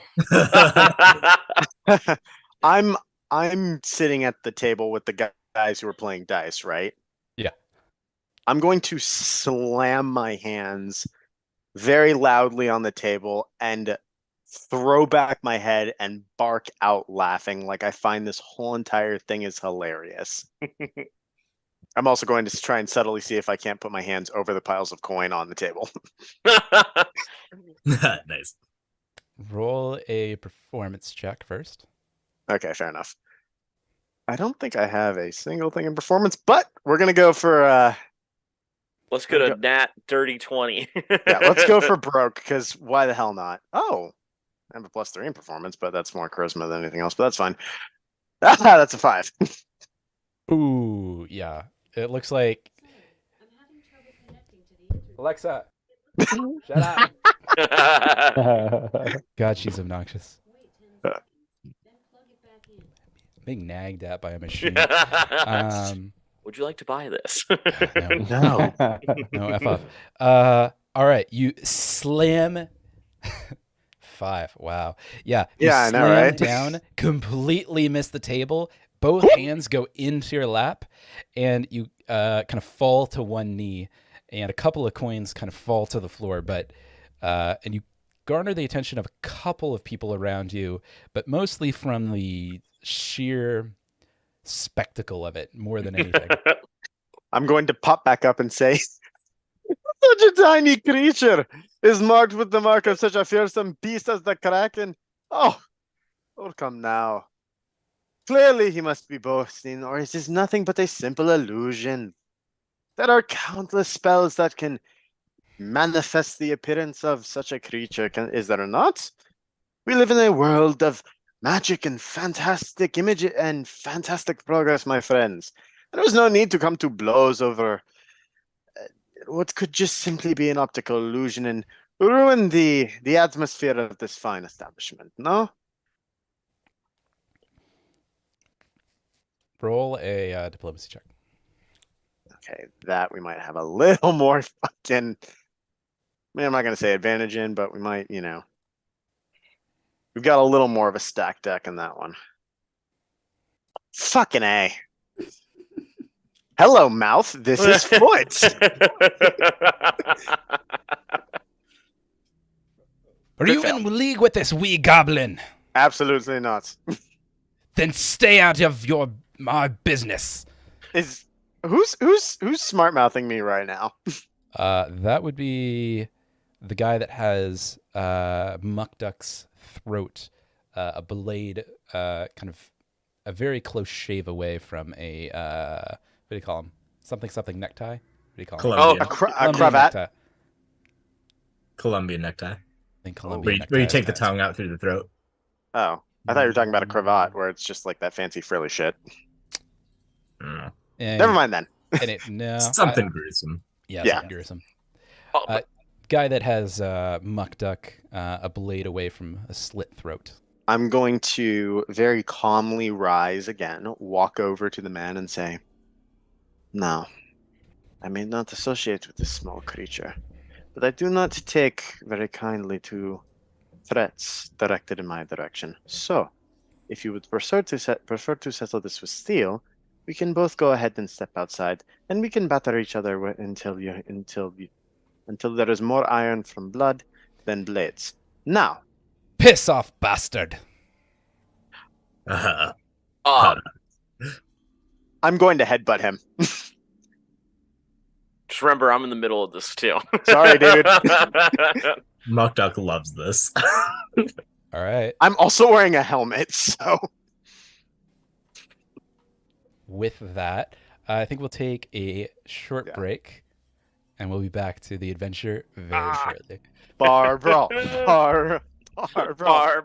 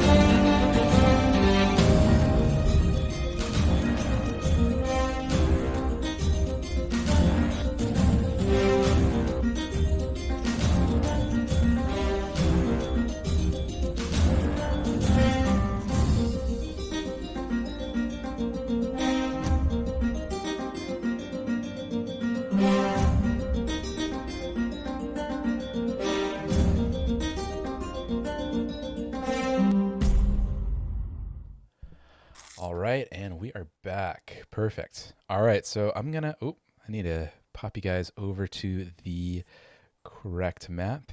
We're gonna hop right into combat.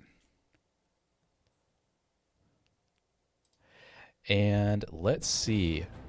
It seems that. Whoa, why is there a giant circle there? That is interesting. All right, whatever. All right, so looks like Brynjar. We're gonna go ahead and start with Brynjar's first aggressive action. So you headbutted this guy. Fuck yeah. So go ahead and roll a unarmed attack for me. Certainly. Oh, fuck. I should have fucking raged. Oh, well. There's always next turn. Yeah, 19. I think. Maybe. Possibly. I think that was a 9. Yeah, 19. Okay, 19. All right. So as you kind of like rear in to headbutt him, it seems that you only just like clip his shoulder instead of his head, doing virtually no damage whatsoever. Yes. And now, everybody, we're going to go ahead and hop into combat. So go ahead and roll initiative for me, everybody. Okay.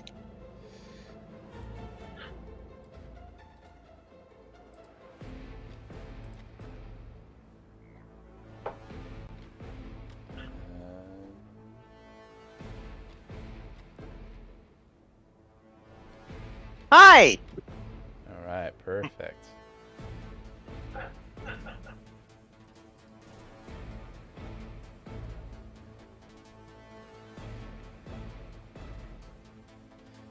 All right, so it looks like I'm gonna start this encounter.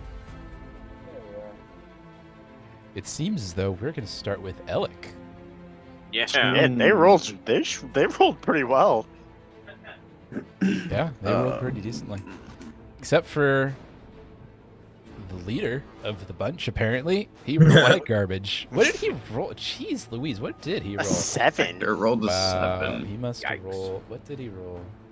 Oh yeah, it was pretty bad. Yeah. pretty Maybe it's bad. because his name sounds so close to that nerd from Despicable Me. Vector. Oh yeah. Oh, that would have been a funny one. Eh. Are y'all able to see the map, or have I not loaded in? I had to reload the page, but it's Oh. it's showing up now. I'll reload it. Gonna have to talk no fucking. Yeah, you guys, 1, 2, 3, 4. You guys should all see that.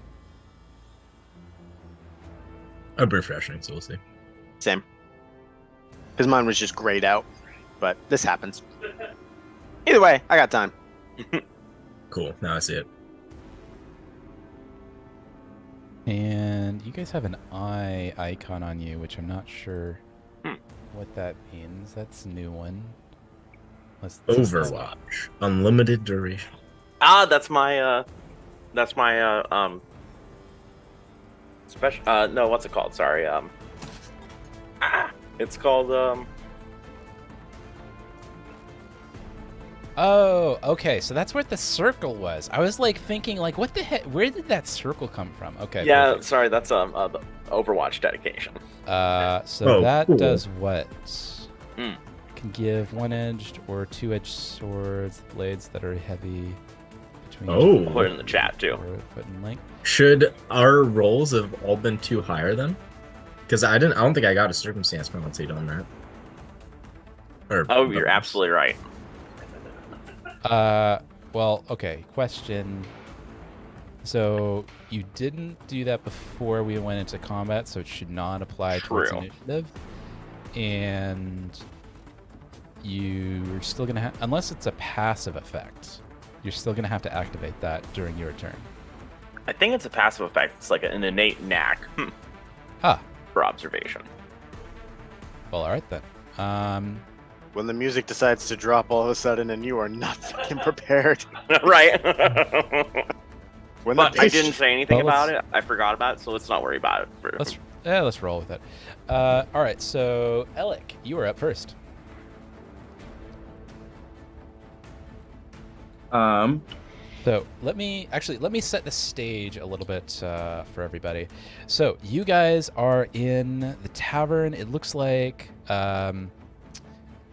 Algar has kind of opened up the gap between Fector, which seems to be the leader of the bunch, placed here, and there seems to be 3 of his followers nearby. These other guys, kind of around here, appear to be normal patrons and don't seem too interested in engaging combat, at least not at the moment. And then, of course, you have Duncan, the bartender. And to give you a little bit more of a visual on this guy, the guy that Brynjar just attempted to headbutt and has had the most amount of interaction with Muckduck looks like so. Kind of a narrow, narrow eye, kind of a thick-browed individual with a thin, narrow goatee that kind of tucks under his chin. He seems bit like bit of a swashbuckler type of character, lacking the finer accoutrements of such a occupation. He's going down. That sort of facial hair is an insult to beards everywhere. And Alec, it is your move. Do I have this sailor that I just targeted flanked at all? Because I'm behind him. Is he facing towards Fector and Brynjar, or is he facing towards myself? Let's see. It seems that he is facing Brynjar at the moment. They are not paying. Actually, they are not paying attention to you at all. They don't even. Yeah, they don't seem to be paying attention to you at all. So you do, in fact, have this guy flanked. Get him. I would actually like to try to sneak past him and get behind Fector. Yes. Okay. So for one action, I'd like to try to sneak to get behind Fector. So keep in mind, this is not Skyrim, where you can just like crouch and then sneak magically. Okay. But they are distracted, so you can make the attempt. But this is not Skyrim. That's all I'm gonna say for that. Fair enough then.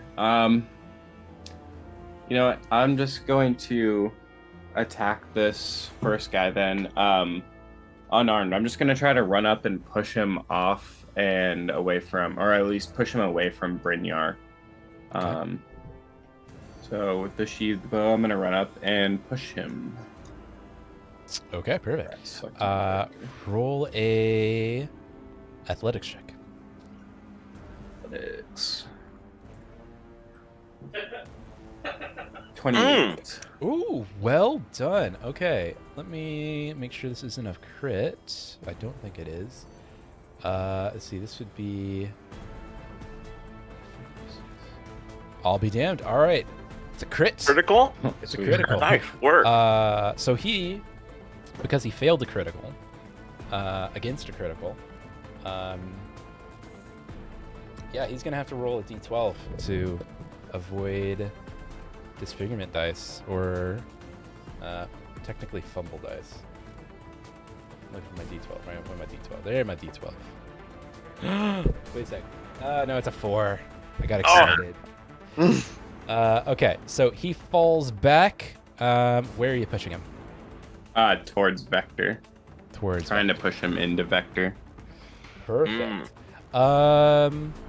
Yeah, okay, so since you got a critical, yeah, you push him towards Vector.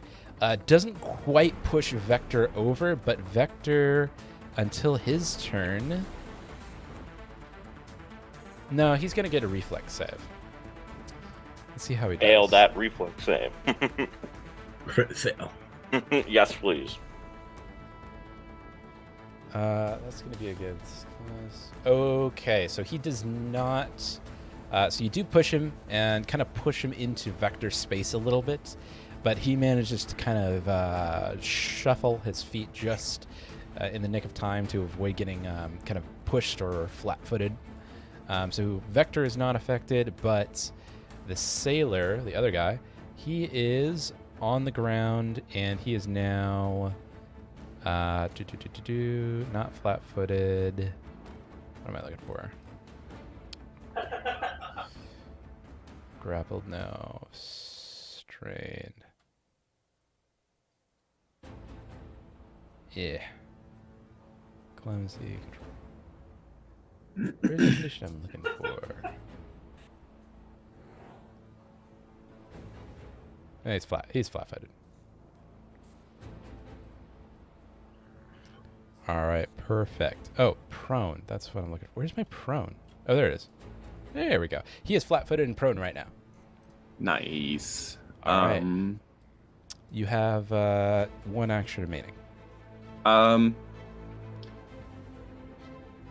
just going to then draw my bow for my last action. Perfect.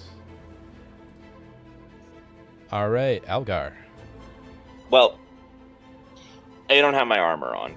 I don't have my hammer. So first things first. I'm just gonna try and talk this down and say, hey. There's no need to make this an actual fight. Like, if you want to fight, if you want to swing fisticuffs, feel free to do it outside. But let's not do it in here. There's no need to make this any bigger than it has to be. Roll diplomacy. Please. Fuck that. I want all the smoke.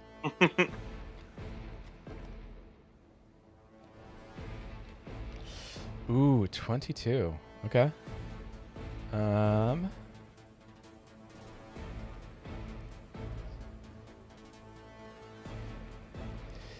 Doesn't seem to be effective. Oh, thank God. And in fact, Fector here, upon your plea for civilized debate, spits in your face. All right, I'm gonna tackle him. Yeah. All right. Roll a athletics.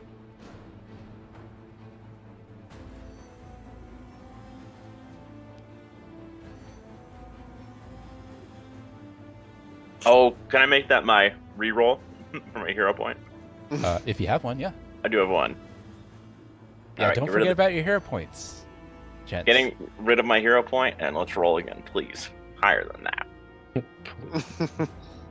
my gosh, not much. Ooh, yeah, that's not quite gonna be enough. He just kind of slaps your hands back to you. All right. Well, I'll just give him a good old sock on the jaw then.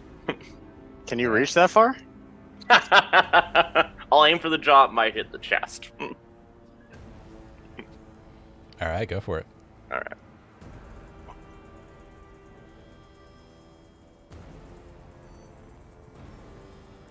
Holy smokes! That'll be a miss. All right. All right, sailor number 1's up next, and he's gonna go after Muck Duck, who he currently has flanked. Ruh-roh. Bring it. And he's just going to go for the attack.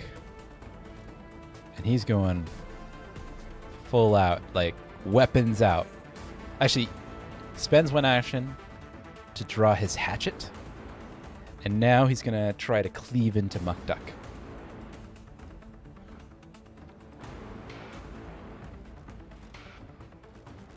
Oh! Wait, can you not see that? No. No. Oh, okay. I got to change my settings. That's a nat 20. Oh. Oh. Oh, okay. Let me change my settings to a public roll before I forget. But that's a nat 20. And that's going to do some damage. 16 points of damage. Oh, God. Okay. What the fuck can play? Oh, for some reason, damage. Whoa, hold on. Let me get you back. All right, it should be. Yep, there you go. Cool. All right, he is going to whirl around and do another hit. Attempt another hit.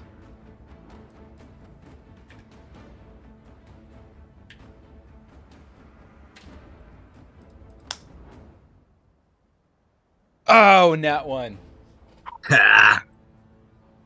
Oh, I forgot the. Okay, before I do that, Mock right, Duck, my roll it. disfigurement. D12. Yes, a D12. Roll me a D12, please.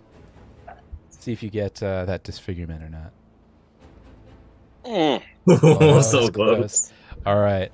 So I got a nat one. So he's gonna roll a D12, flat D12 to see if he gets fumble dice or not.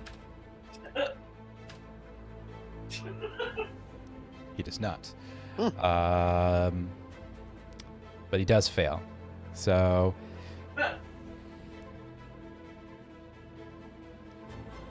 I'd Okay. say that he puts his hatchet into the floor. I like that. Like that seems Yeah. like a fair. Like he's not he's failing, but he's not losing anything. But like, let's just say that he swings, and since Muck Duck is tiny, he buries his hatchet in the floor. yeah, it's not bad. I like it. All right. Yeah, he buries the his nice hatchet carpet, into the too. floor. Oh, Looks like and the it's nice carpet too. Yeah. Put the whole room together. Looks like it'll probably take about an action to recover that.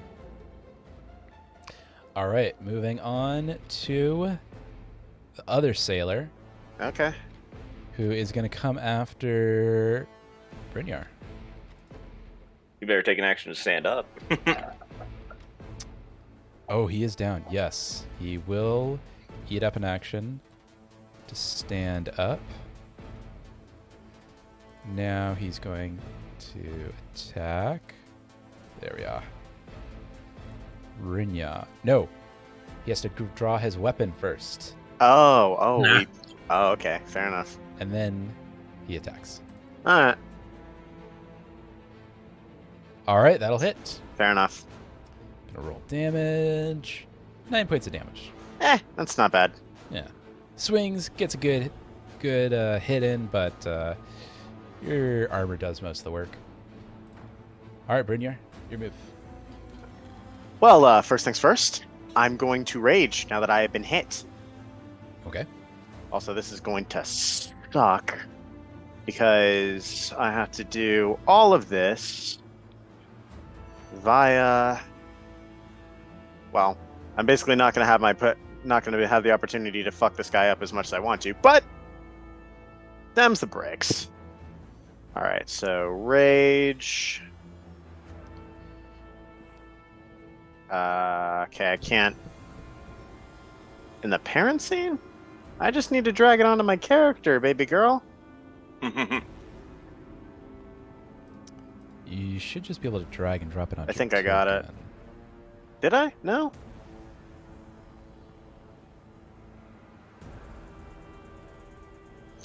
Yeah, Okay. drag and drop it onto the character, right? Yeah, should be.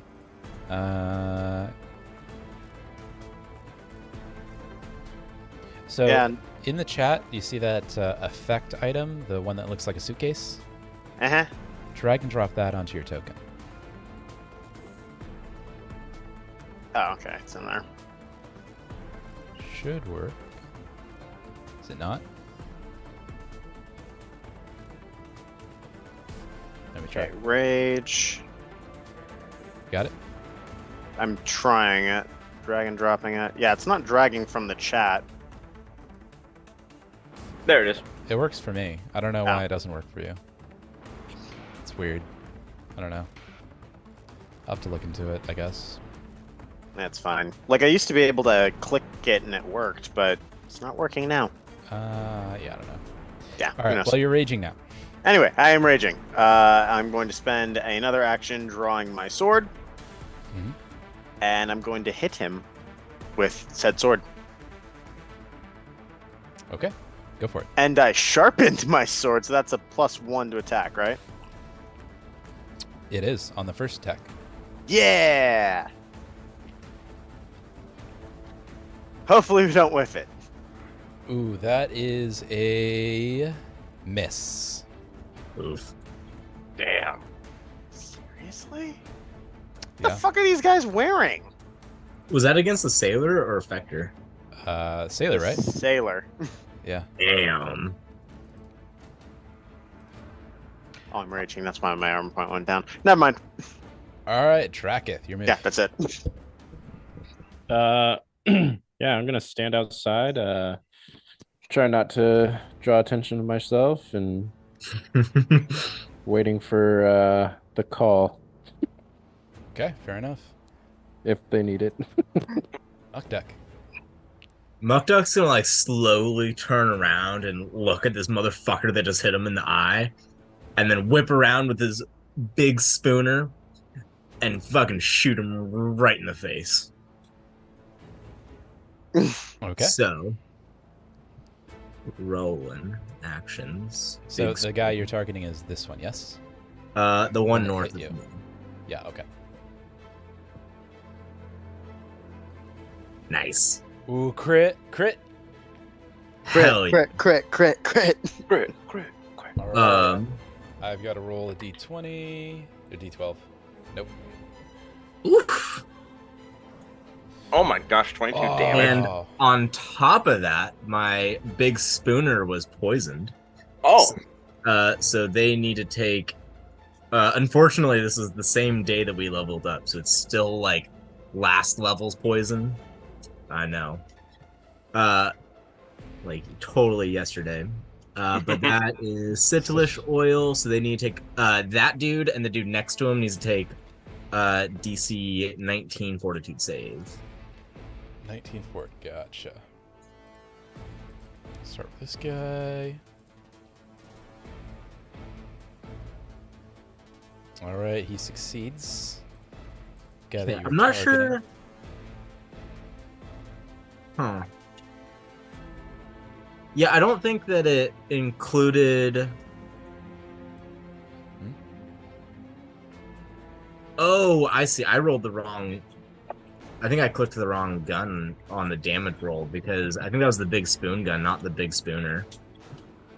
Okay, what damage are you? Oh, yeah, it was. It's the same roll to hit, so it would actually be. So what would the damage be then? Here, I'll just re-roll the damage. But times no. This one's a critical. There we go. That one. So much worse. Okay, so he's doing 7 points of normal damage and no, 8 Two points. times. Legendary. Yeah, so much worse. Oof. Shouldn't have said anything.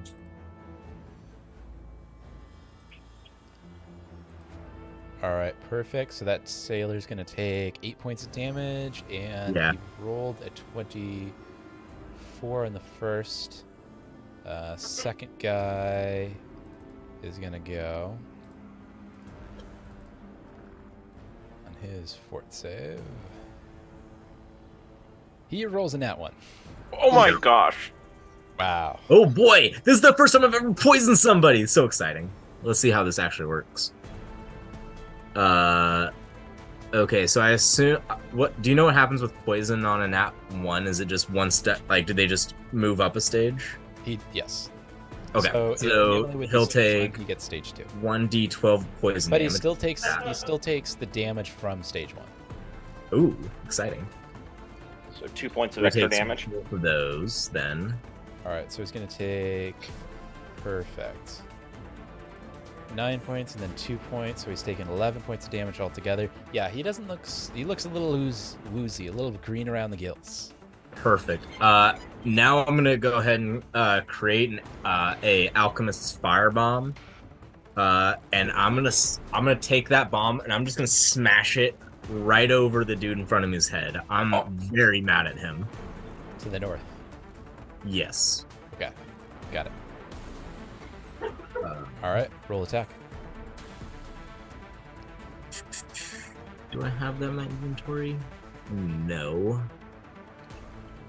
Hold on, I have to add it to my inventory first.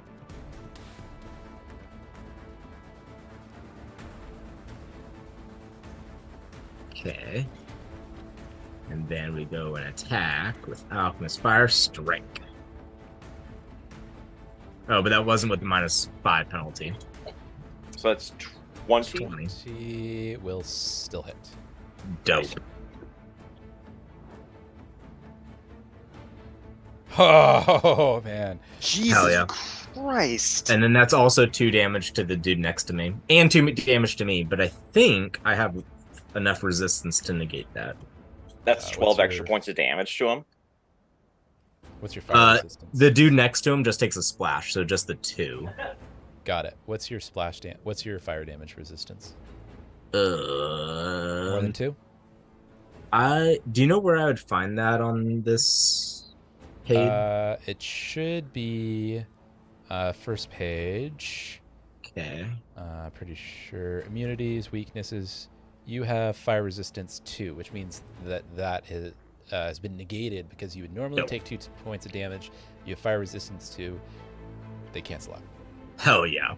Yeah. So I just like am in this fireball, but I'm like, okay, cool. Basically.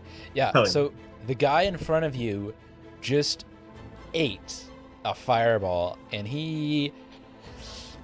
I'm going to tell you, he's not looking so great. The guy to your right just got poisoned, and he also does not look so great. Perfect. Don't fuck with me. All right. Sailor that got poisons, he's up next, and he's going after Mukduk now. I don't suppose poisons happen on his turn, does it? I don't know. I'm asking. Probably the end of Yeah. his turn, right?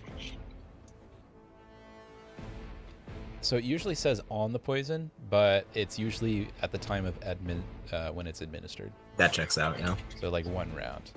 Cool. So it usually says like 1 round, or every round.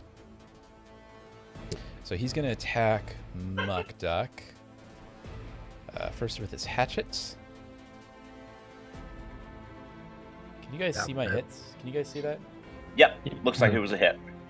Cool. All right, he is hitting Mukduk. That's a hit. Can you guys see the? Okay, yeah, you guys can't see that. It does hit. Okay, cool. So that's gonna do damage. 7 points of damage on Mukduk. Mukduk's not looking so great. Sailor's gonna go in for a second attack with disadvantage. Also hits.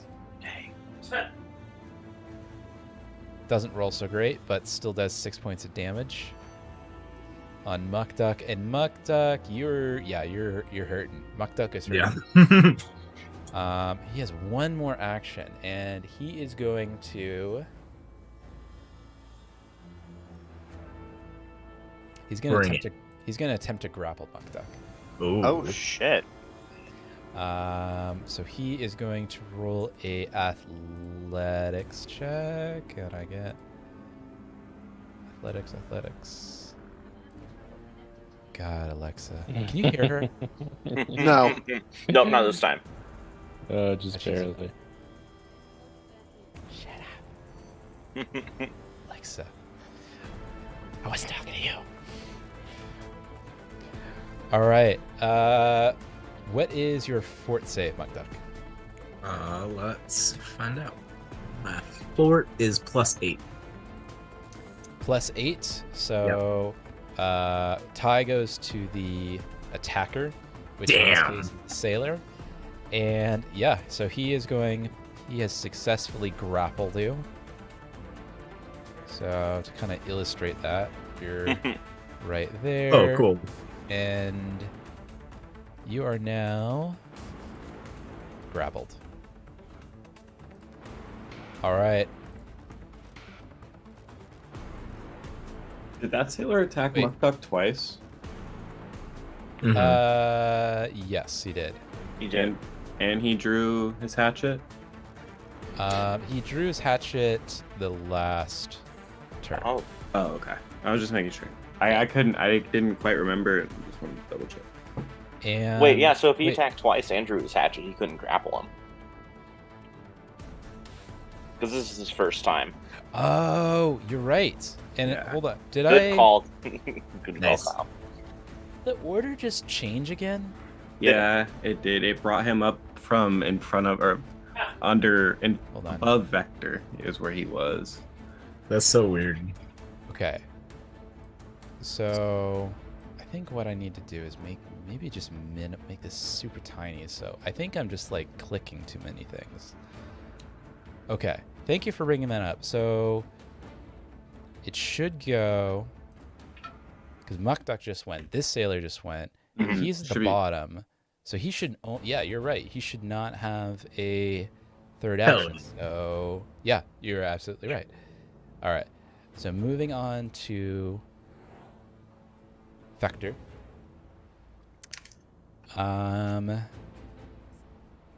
You probably get rid of Muck Duck's effects. Oh yeah, make sure Muck Duck to get rid of the grapple and all that. Okay, so you're no longer there.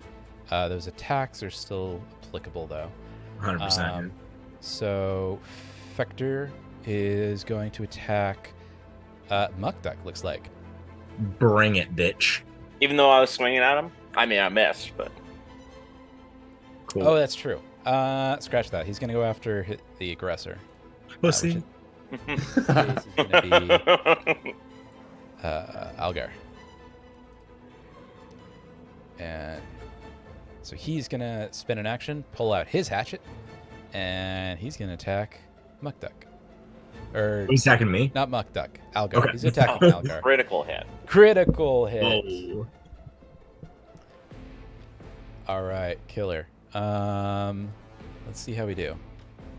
Oh, do you want me to roll a nat? Or a nat? Do you want me to roll a 12? Yes, please.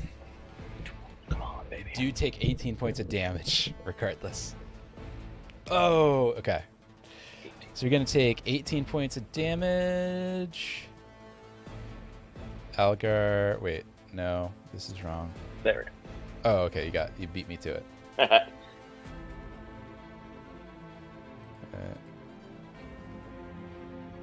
Oh, or do I only take Algar 7 points? takes.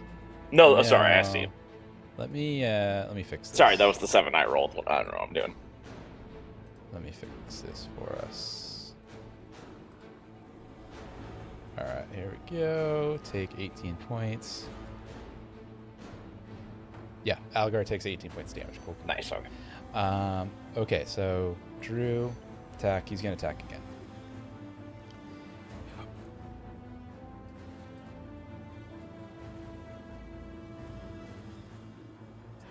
And that's going to be a miss. Ooh, I forgot to mention. Algar, roll a fort save for me. Oh, fort save, okay. Whoops. Well, that's cool. I can put it in there. All right. You feel fine. Good. Oh my gosh. Good. Alec. Feels fine. I'm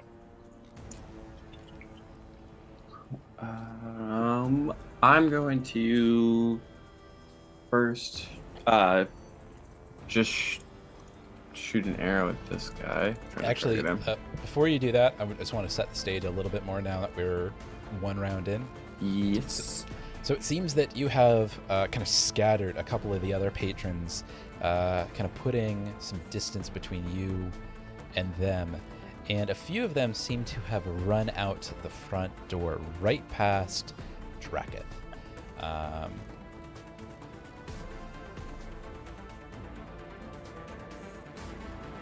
Yeah.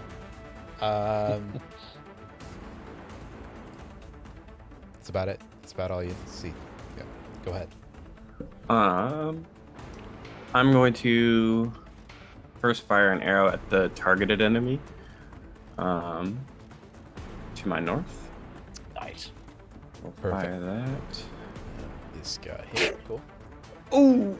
Oh no! Ooh, that'd be a crit miss. That'd roll me be- a D12, please. Ow, the kickback on that bow. I know, right? And a range increment of 100 feet? That's nuts. All right, so Right? that arrow just zoom right past. End of Vector. Not quite, unfortunately. Into Brynjar? No. Right. Yeah. Don't give him any ideas. Everyone roll a Yeah. reflex. Yeah, it just goes into the wall. Ugh. I was like, oh, thank God. I pissed myself.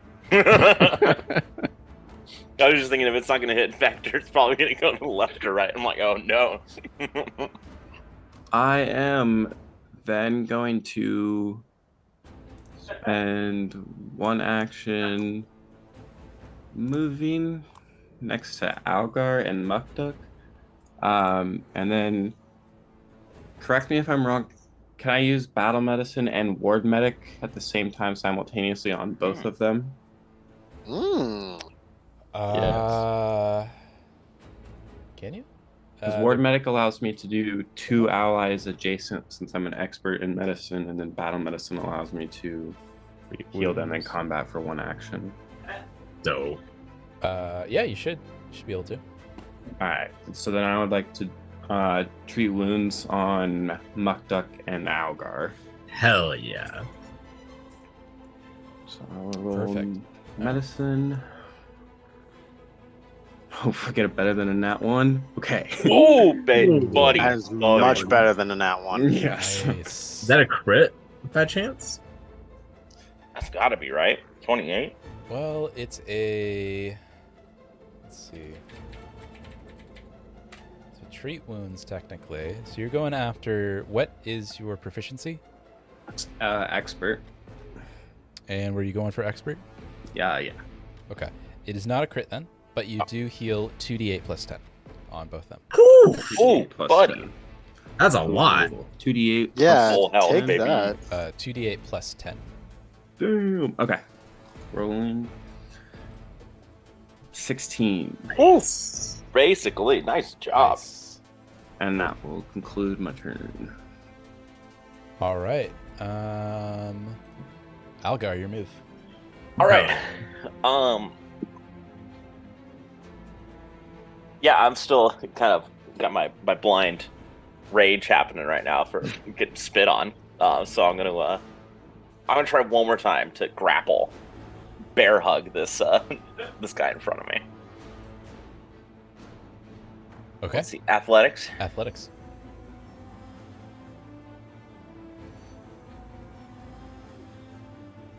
Nat 20, baby. Oh, okay. Thank goodness. Oh, Yeah, he's definitely grappled.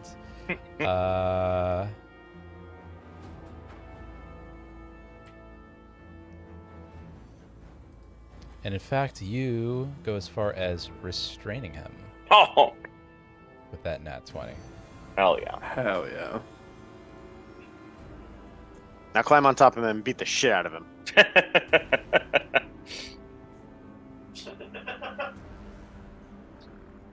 Actually, And you is know- it restrained or is it... wait, let me double check this. Crit success. Yeah, target is restrained. Perfect. Until the end of your next turn, unless he moves... Unless you move and the target escapes, or the target escapes. Yeah, restrained. And I'm gonna punch him right in the face, hoping to knock him out. Let's see some stars. Yeah, go for it. Make your attack. Unarmed.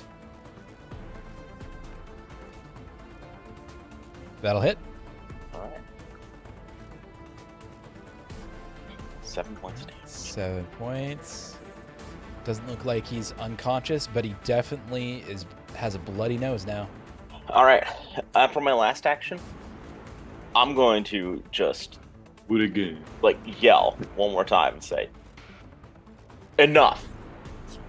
And I'm going to point to this guy that I'm on top of with my fist raised up and say, "I've already punched him once. Enough. Let's That's end this now. Everyone, step away. This fight is over." Are you running that as a diplomacy, intimidation, performance? What are you? Oh, what's I'm your style? going. This I would say usually it'd be diplomacy, but even though it's not, I'm not any better at it. I'm going to go. That's an intimidation check. intimidation. I'm actually legitimately terrible at intimidation, but that's roleplay wise. That's the way I'm going for it now. They don't seem too phased by your Oh. Vulgar threats. All right, that's the end of my turn. All right. Sailor's up next. He is. Oh, he took 2 extra damage Oh, from the yeah. fire, right? Oh Like yeah, the the persistent- persistent fire nice. damage. Thank you. I always figured about that. He's Well- still on fire. It automatically Or does. that'd It. be on my turn, I guess. Right. It popped up in the. It goes on his turn. So. Oh, does it? Yeah, it did it automatically. It looks like. Mm-hmm. You know, It's cool. All right, he is. bring it. All right, he's gonna try to grapple Mukduk, I think. Really? Yeah. Seems that way. He's gonna go for it. Athletics. Hold on, real. Before you roll. Hmm? Anyways, go ahead and roll. I'm going to say that if my feat applies, then I'm using it. But I need to check. I need to reread it. All right. Well, he's gonna go for the athletics. Okay. It has to be with an attack, so it does not apply. And then my base DC would be +8, so 18, I guess, for fortitude. Wait a second. Did the order change again? I don't think so this time. What do you guys notice any difference? Yeah, the two Yeah. sailors. Yeah. It went 2 sailors together up top, I thought, and then You're right. 1 sailor infector at the bottom. That's Yeah, absolutely this- right. All I did The Southwest sailor went right after this dude before. Hold on, I want to try something. What happens if I just click athletics again? Oh, it's being rolled as an initiative. Oh, That's what's happening. Okay. Interesting. Oh, yeah. So I guess that changes the order when it thinks it's an initiative. I don't know why it thinks it's initiative. Should just okay. So I roll here. Normal. Can I lock? Link scene to.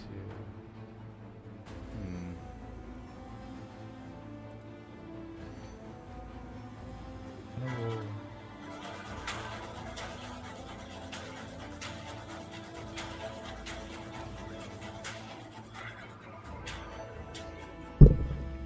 Huh, that's weird. Maybe that's why it always gets screwy.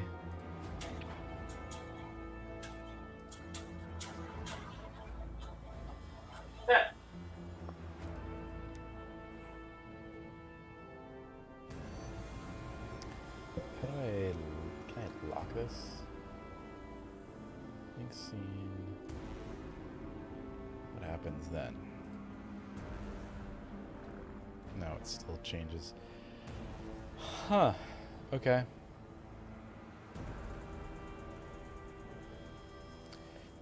Alright, well, I'll figure that out later. I guess I'll manually put it in. So, this guy that's up right now, he was right after Algar, right? Mm-hmm. Yeah, he's the first sailor. Gets moved Perfect. there. And then it goes 2 sailors, then Brynjar, right? Yeah. Okay. Yeah. That's probably why this order gets screwed up so much. Okay. All right, let's go with this guy. So this guy, he's took the 2 damage. He's gonna roll athletics. So I guess we'll do d20 plus his modifier.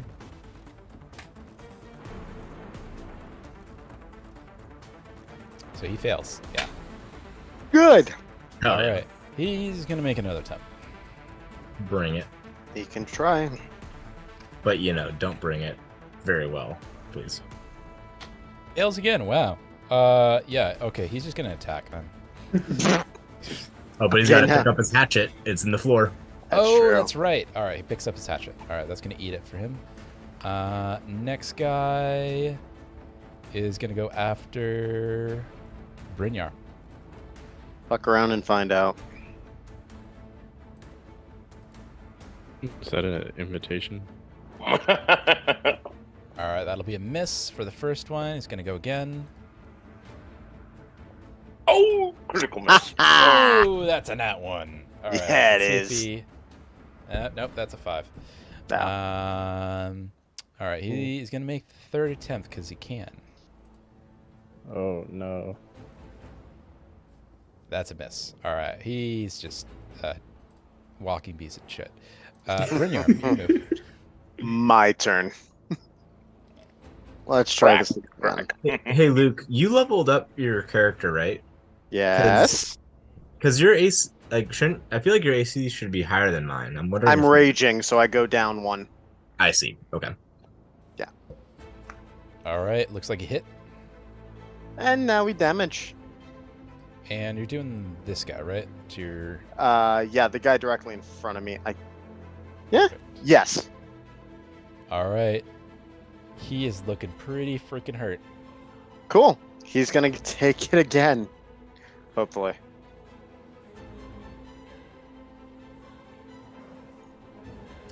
All right. Also hits.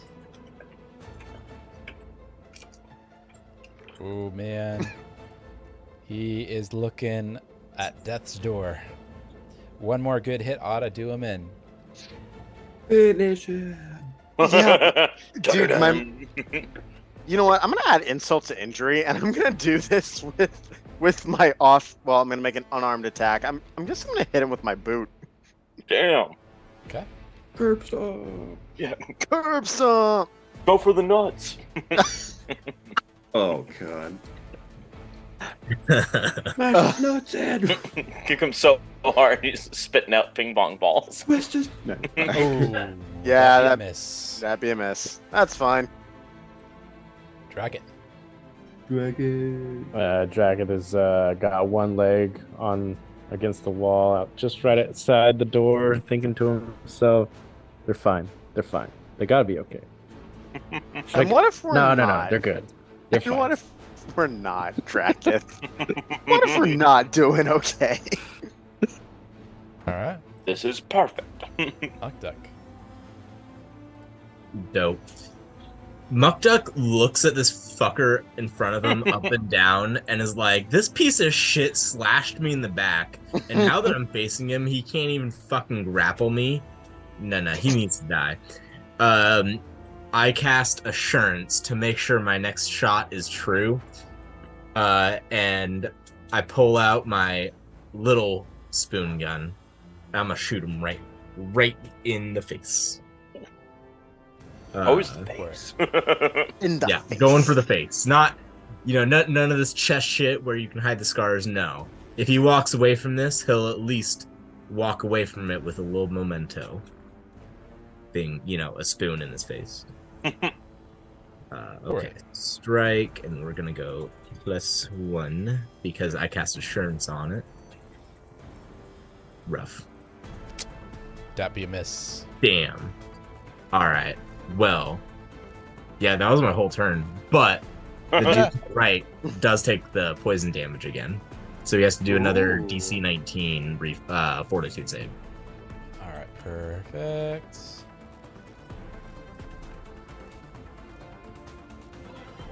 All right, he succeeds. Okay, so it would go down by 1 level then. So he'll So he's take- down to stage 1, should be. cool. So that should be a D10 as soon as this loads. Perfect.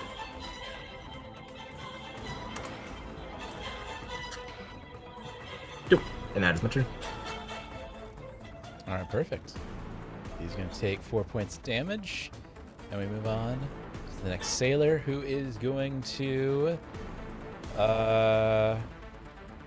He's going to go after Muckduck. He's going to straight up attack him. Bring it. At the very moment of an attack, Muckduck notices a shiny little copper piece on the floor and picks it up using feats. Better be a reflex. Lucky escape. Nope, I gotta click it first, apparently. Did that post? Yeah, so now he has to roll that attack twice and use the worst result. Oh, Mm. all right. Because I saw something shiny. Dang! That's All right. awesome. Wait, I love That's this that. is the super first cool. one. Baffled by your sudden grabbing at the gold piece, he's gonna attack you again. Fool doing. Crit miss. Crit miss. Let's go. All right, does not hit a 1, but he does crit miss, and you know what? He buries that hatchet in the floor, and he uses his third action to grab his hatchet. Hell yeah. All I seem to be killing is the floor right now. right. Did he do the disfigurement? I did, yeah. It was not a 1. All right, so Fector is going to go next, and he's going after Algar. Oh, wait, he is... Grappled and restrained. grappled and restrained. All right, perfect. So he's going to attempt an escape, which is athletics. DC against the creature that's grappled you.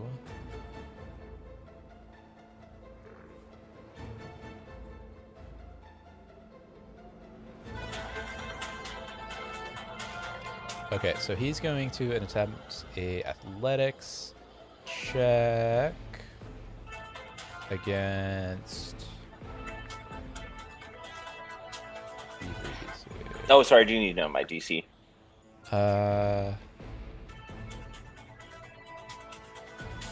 What's your athletics DC?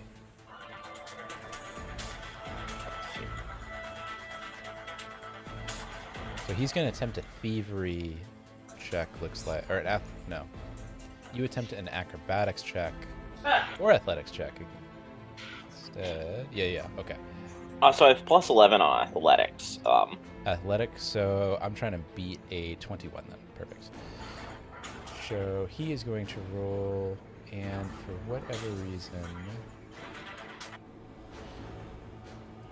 wonder if there's a there doesn't seem to be a faster way to do that.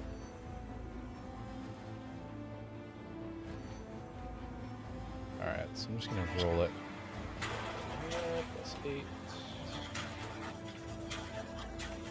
I'm trying to roll, beat, what is it, 22? All All right, right, 21. No. 21. All right, he fails the first attempt. He's going to go again. Nope. Nope. He's going to Nice. try that third time. Not this time. No, not this time. No. Wow, he just cannot catch a break. All right, he fails completely. Alec. With the enemy right in front of him, Alec is going to target him as hunted prey for one action, and then fire 2 arrows for another action. I'll fire my first arrow. Or 13. Or 22. Against Damage. this guy? That's Yes. your... Okay, perfect. That hits. Damage. Nice. 5 points of damage. Okay, I will strike again. Ooh. Miss.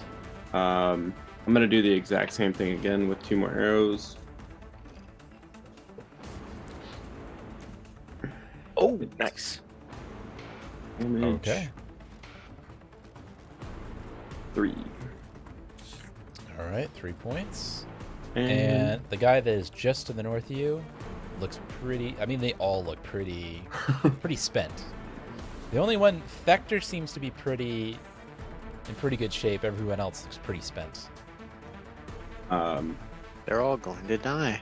yeah, I'm gonna fire my last arrow for my turn. Oh, good for something good. Yes. Dang. And damage. Something good. Yes. 3. Okay, I'll take it. Something All good. right. Yeah, they're all on death's door, looks like. Algar, just Algar. All right. So you still have Fector grappled, immobilized, even. What would you like to do? I'm going to say it to his face. Look at your guys. Call them off.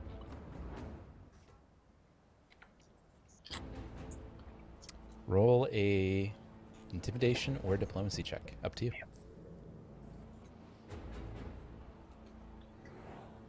I'll go diplomacy on this one.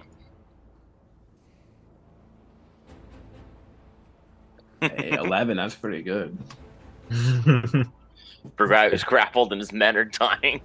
We got double digits, baby. Yeah.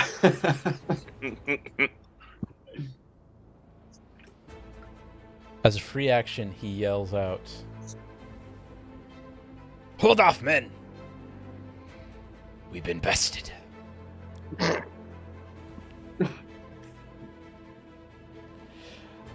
And you gonna let the rest of your turn slide? I'm gonna before I do that, I'm gonna look around to see if they heard him. They definitely heard him. All right, I'm gonna get off. Are they him. listening? Yes, I'm gonna get off him and All right, step away. getting off of him. Next sailor's up. Takes 2 more points of fire damage. And dies. Not quite, but he also seems to give up. As does the other sailor.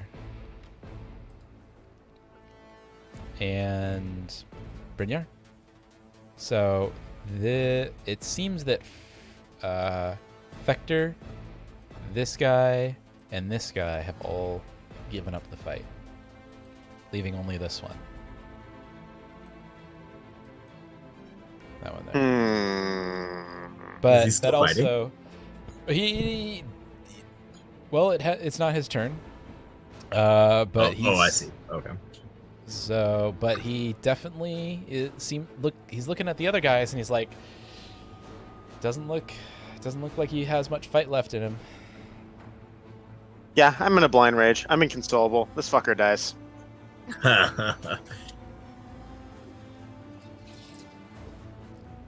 If you wanted me to spare your life, you shouldn't have hit me.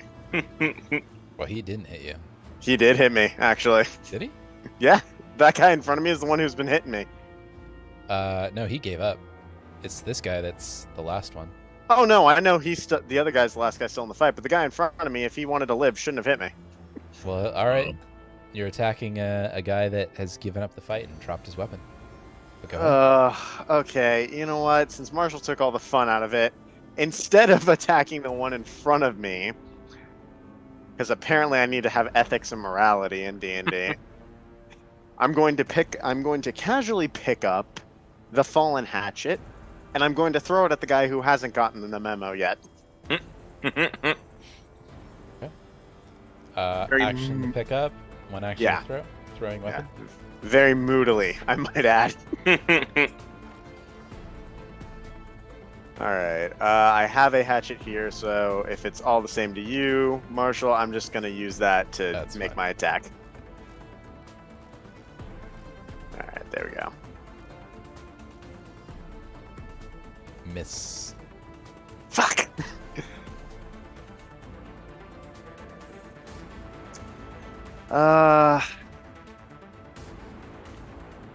Yeah, so I use an action to pick it up. One I use an action to throw it. Yeah, throw it. Screw it, I'm just gonna jump on his ass.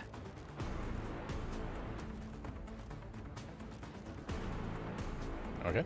So, yeah, I'll just athletics flying knee this guy. The one in front of you or the guy who hasn't gotten the message yet? Oh, the guy who hasn't gotten the message yet. Okay. If I cough on the guy in front of me, I'm pretty sure he's gonna die. Roll athletics. Yes, sir. Come on! Unsuccessful. All right, you move right about there. Alright, neat. Well, that's me done. I should have just killed that fool. Dracket? Huh? Dracket. It's Dracket's turn. Oh, okay. Oh, yeah, nope. Still avoiding notice. Fair enough. Muck Duck. So the guy to your north seems to have given up the fight, as with his buddies. The guy to your right looks like he might have a little bit of fight left in him, but he seems more or less stunned at the moment.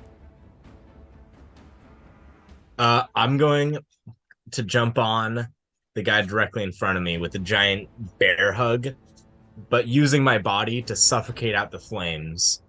And while hugging him, I'm gonna say, only bitches hit people with their backs turned. All right, roll athletics check.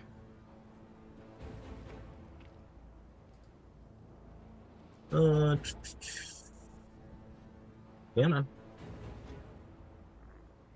Oh, that's not gonna be good. That's pretty good. Okay. I'm putting out the flame for him. I'm actively helping him.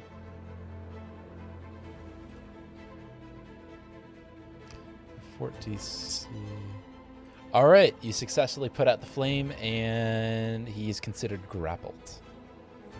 I'm not trying to grapple him. I'm just letting him know that he's a bitch. All right. While putting out his flames for him. All right, perfect. Final sailor goes. Seems he's also given up the fight. And let's go ahead and end this combat.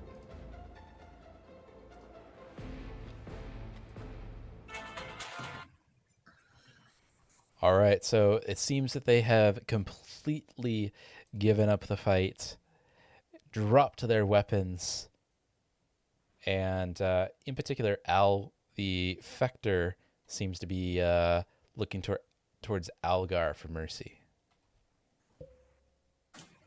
Oh, absolutely granting mercy. In fact, I'm going to turn to the people who have been hurt. To my friends there. You guys okay? Everyone seems okay? Cool. I'm fine. Merely disappointed. Good. And then I'm going to turn to all the other people and say, all right, can I help you? Can I help you now heal your wounds? What? No, they bleed. No, this didn't have to happen. But it happened, and they started it. Doesn't matter who bleed. started, it's how we end this thing. If I had my way, they would all be dead right now. And that's why it's not your way. Why not? I ended this. Yes, that is the Now- original problem. My ending is a permanent solution. Who's to say that they are not going to find us in the middle of the night and sink knives in our backs?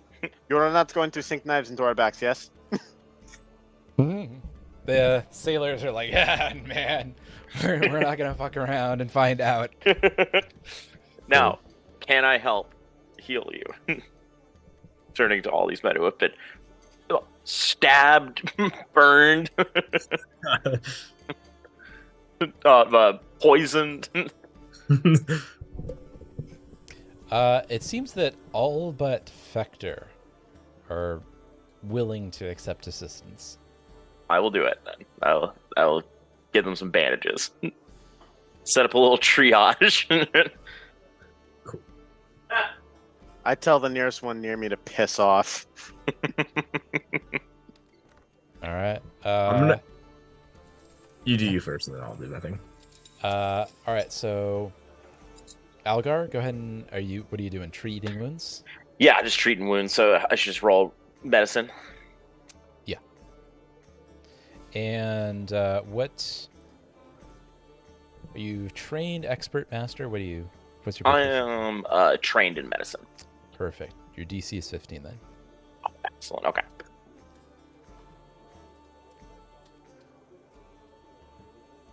Oh my gosh, are you kidding me? You're just a little short on that. And right about the time that you kind of fail in your attempt, it's Tracketh. You can see what appears to be a squadron of town's guard making their way through the alleys and through the streets towards the tavern. Anything you want to do? No, I do not want to make eye contact or anything with them. All right. Pushing their way through past Draketh, you all see a squadron of about a little over a dozen Townsguard kind of make their way through the tavern and in your direction. Right about there. There you go. Oh. Actually, let me double check, make sure this is perfect. All right. The sergeant in charge of the squadron kind of barks out. What be the disturbance in this tavern? Looks to Algar in particular. I'm going to turn to him, having not very successfully attempted to bandage up some wounds, and say, I think it's over, officers. I'm sorry for the inconvenience. And were you the ones to start the fight? Looks at Algar again. Honestly, couldn't say who started the fight, sir. But all I know is that it's over. These men have given up fighting. We have given up fighting. There's a truce. Roll diplomacy. God damn it, I hate diplomacy. Algar's a diplomatic man, but he's at heart, but he's not a diplomatic person when it comes to his words. Or being convincing, I guess. I hear that.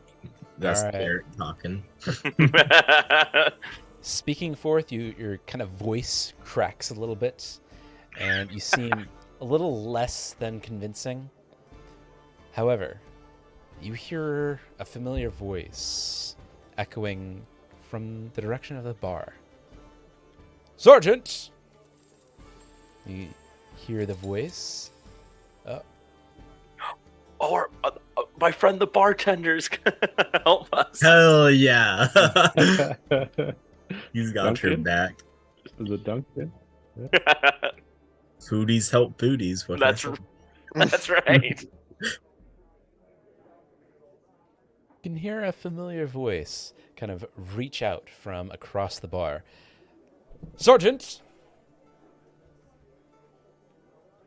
Seems that they were not the aggressors. Seems that these scallywags here pulled out the first plate. You're interrogating the wrong man. Sergeant looks towards the bartender, looks back at Algar, looks at the other sailors, including Fector, turns back to Duncan. Be it on your head. And the squadron begins to grab and shackle up the three sailors and Fector. Nice. And they are all technically grappled, certainly shackled. And the sergeant turns towards Algar. I expect no more trouble from you. You'll have none from me, sir. Good. And I'm going to drive my sword into the planks and be all like, Sergeant, a moment.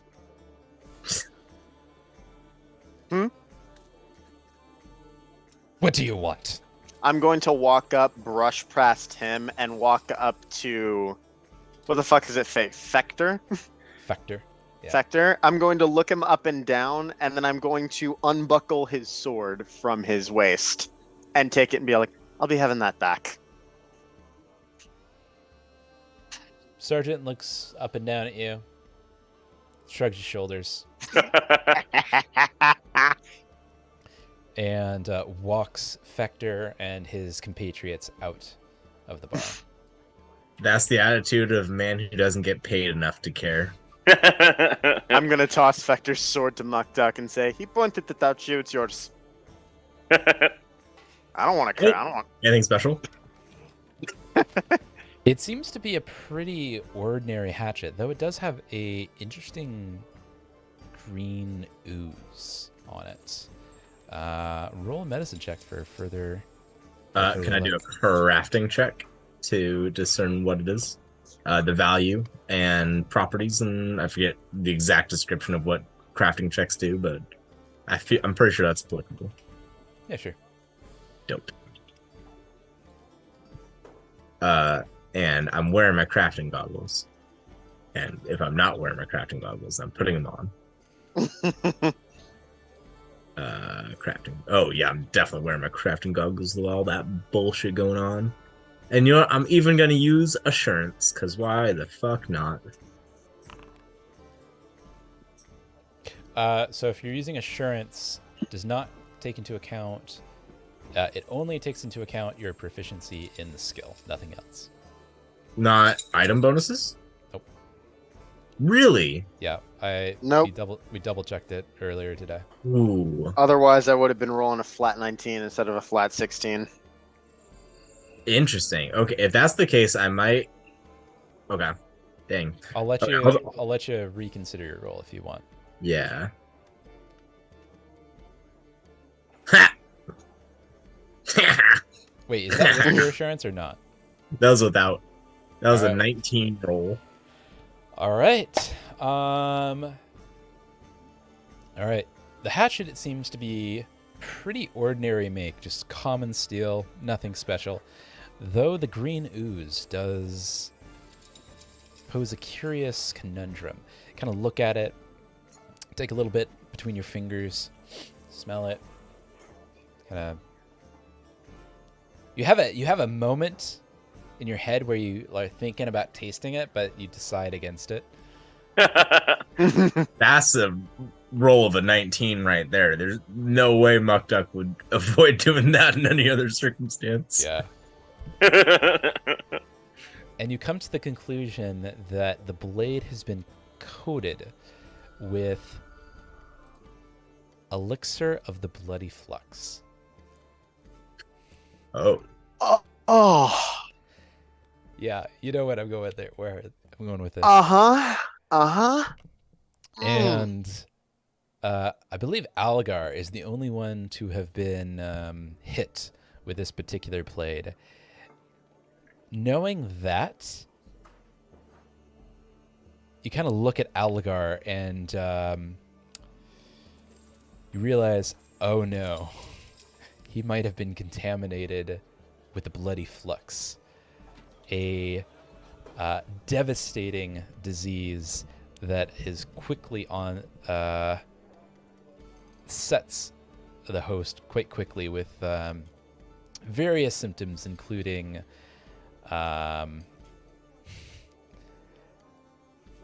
vomit, bloody diarrhea, and general dehydration that can and often does result in fatality. It's dysentery. He's getting hit with dysentery. It's dysentery. It's dysentery. Muck Duck looks at this hatchet, looks at Algar, looks back to the hatchet, and then grins. He takes out his alchemist kit, and Marcia, you'll have to double check that this actually works. I create a vaccine for flux using this as a specimen. Here, I'll go ahead. That should show up. Marshall, I'd like you to double check that this actually works, because I've not ever used a vaccine before, and it seemed, I don't know. It's your call if this works or not. But if so, I create a vaccine for flux. Creating a vaccine requires a sample of the disease in question. Which I have. Yeah.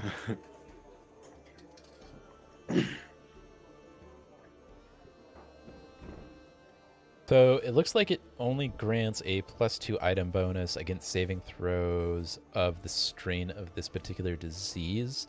So if you do create one, it would just grant a +2 item bonus. But that's I think that's referring to different kinds of strains. Like if it uses it later, it describes like filth fever from different creatures would give you the +2, but filth fever from the same creature would grant immunity. So being the hatchet that this came from, it would be like essentially like the same creature, like the same strain, you know. Right, but it would only be a +2 circumstance -2 a saving throw, is what I'm saying. If you successfully craft it. No, because it's saying immunity for inflicted by like the specific thing. Like it's either immunity or +2. The vaccine grants creature immunity to a specific strain.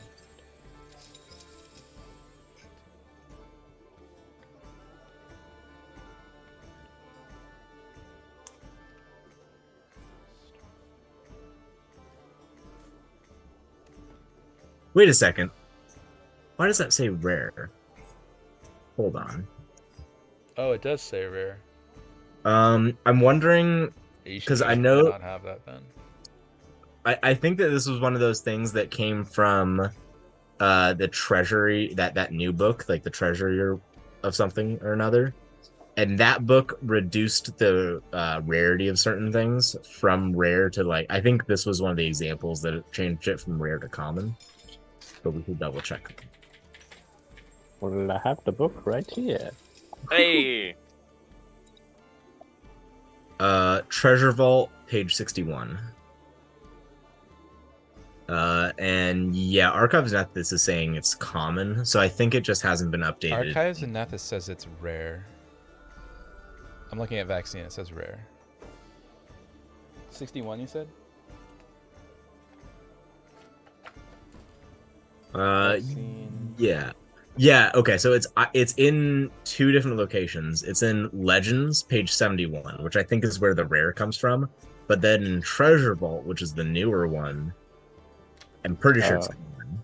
So a vaccine is the same rarity as the disease it's designated to prevent. Okay. So it can change from common to rare to unique to... I see. So my interpretation of that would be if this is a common disease, then it would apply. If it's not, then it wouldn't. So it is a common disease. Vaccine grants the creature.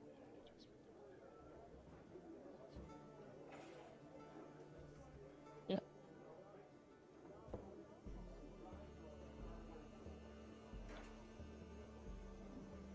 I mean, you're still. I mean, even so, you still have to craft this item. So this would still take you 4 days to craft it. I can use Quick Alchemy because this is an alchemic item.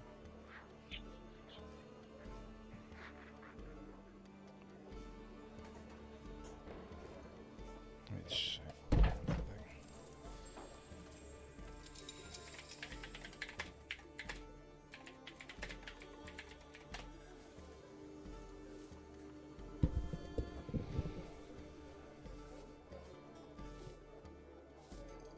You still need the formula, though. You don't have the formula. Okay. So is that the limitation? Is that it's a formula per individual disease? Well, okay. So to make the vaccine, normally would take you 4 days. Even with Quick Alchemy, you still need the formula to make it. You don't have the formula. You only have the disease. Okay, so I need formulas for every single disease for vaccines? Yeah. Okay. Then in that all case, you have is the disease, not the. You don't have the formula for the vaccine. Okay. And I believe the immunity is for 24 hours. Right. If you were able to make a vaccine. At a level 3 item, yeah. Duration 24 hours.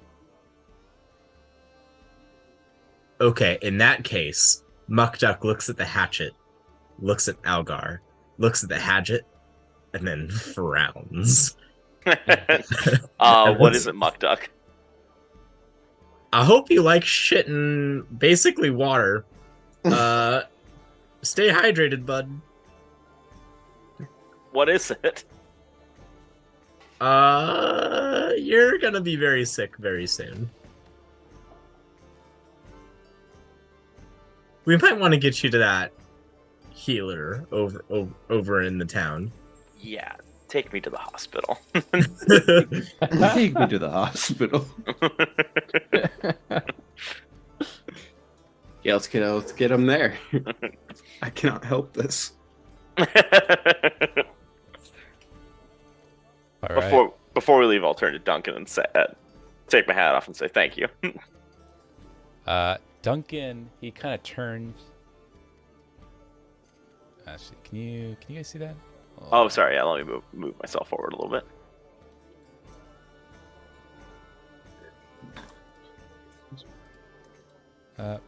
Oh, that's weird. Huh. Okay, let's do this. There we go. You guys should be able to see that now. Yeah? Yep. All right, cool. Duncan turns towards you, tips his hat, and you can almost hear him mutter, "Man's up shit creek without a paddle." Oh my god. Literally. Get it, 'cause shit.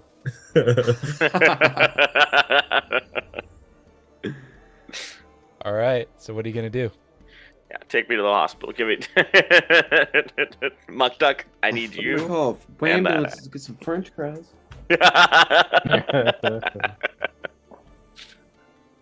All right.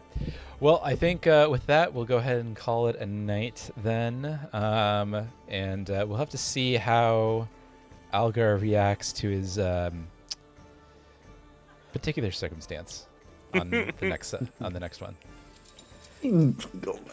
Grab some diapers. Yeah, right? All right. Well, thank you so much to those watching now and to those watching later. Till next time. See you later, guys.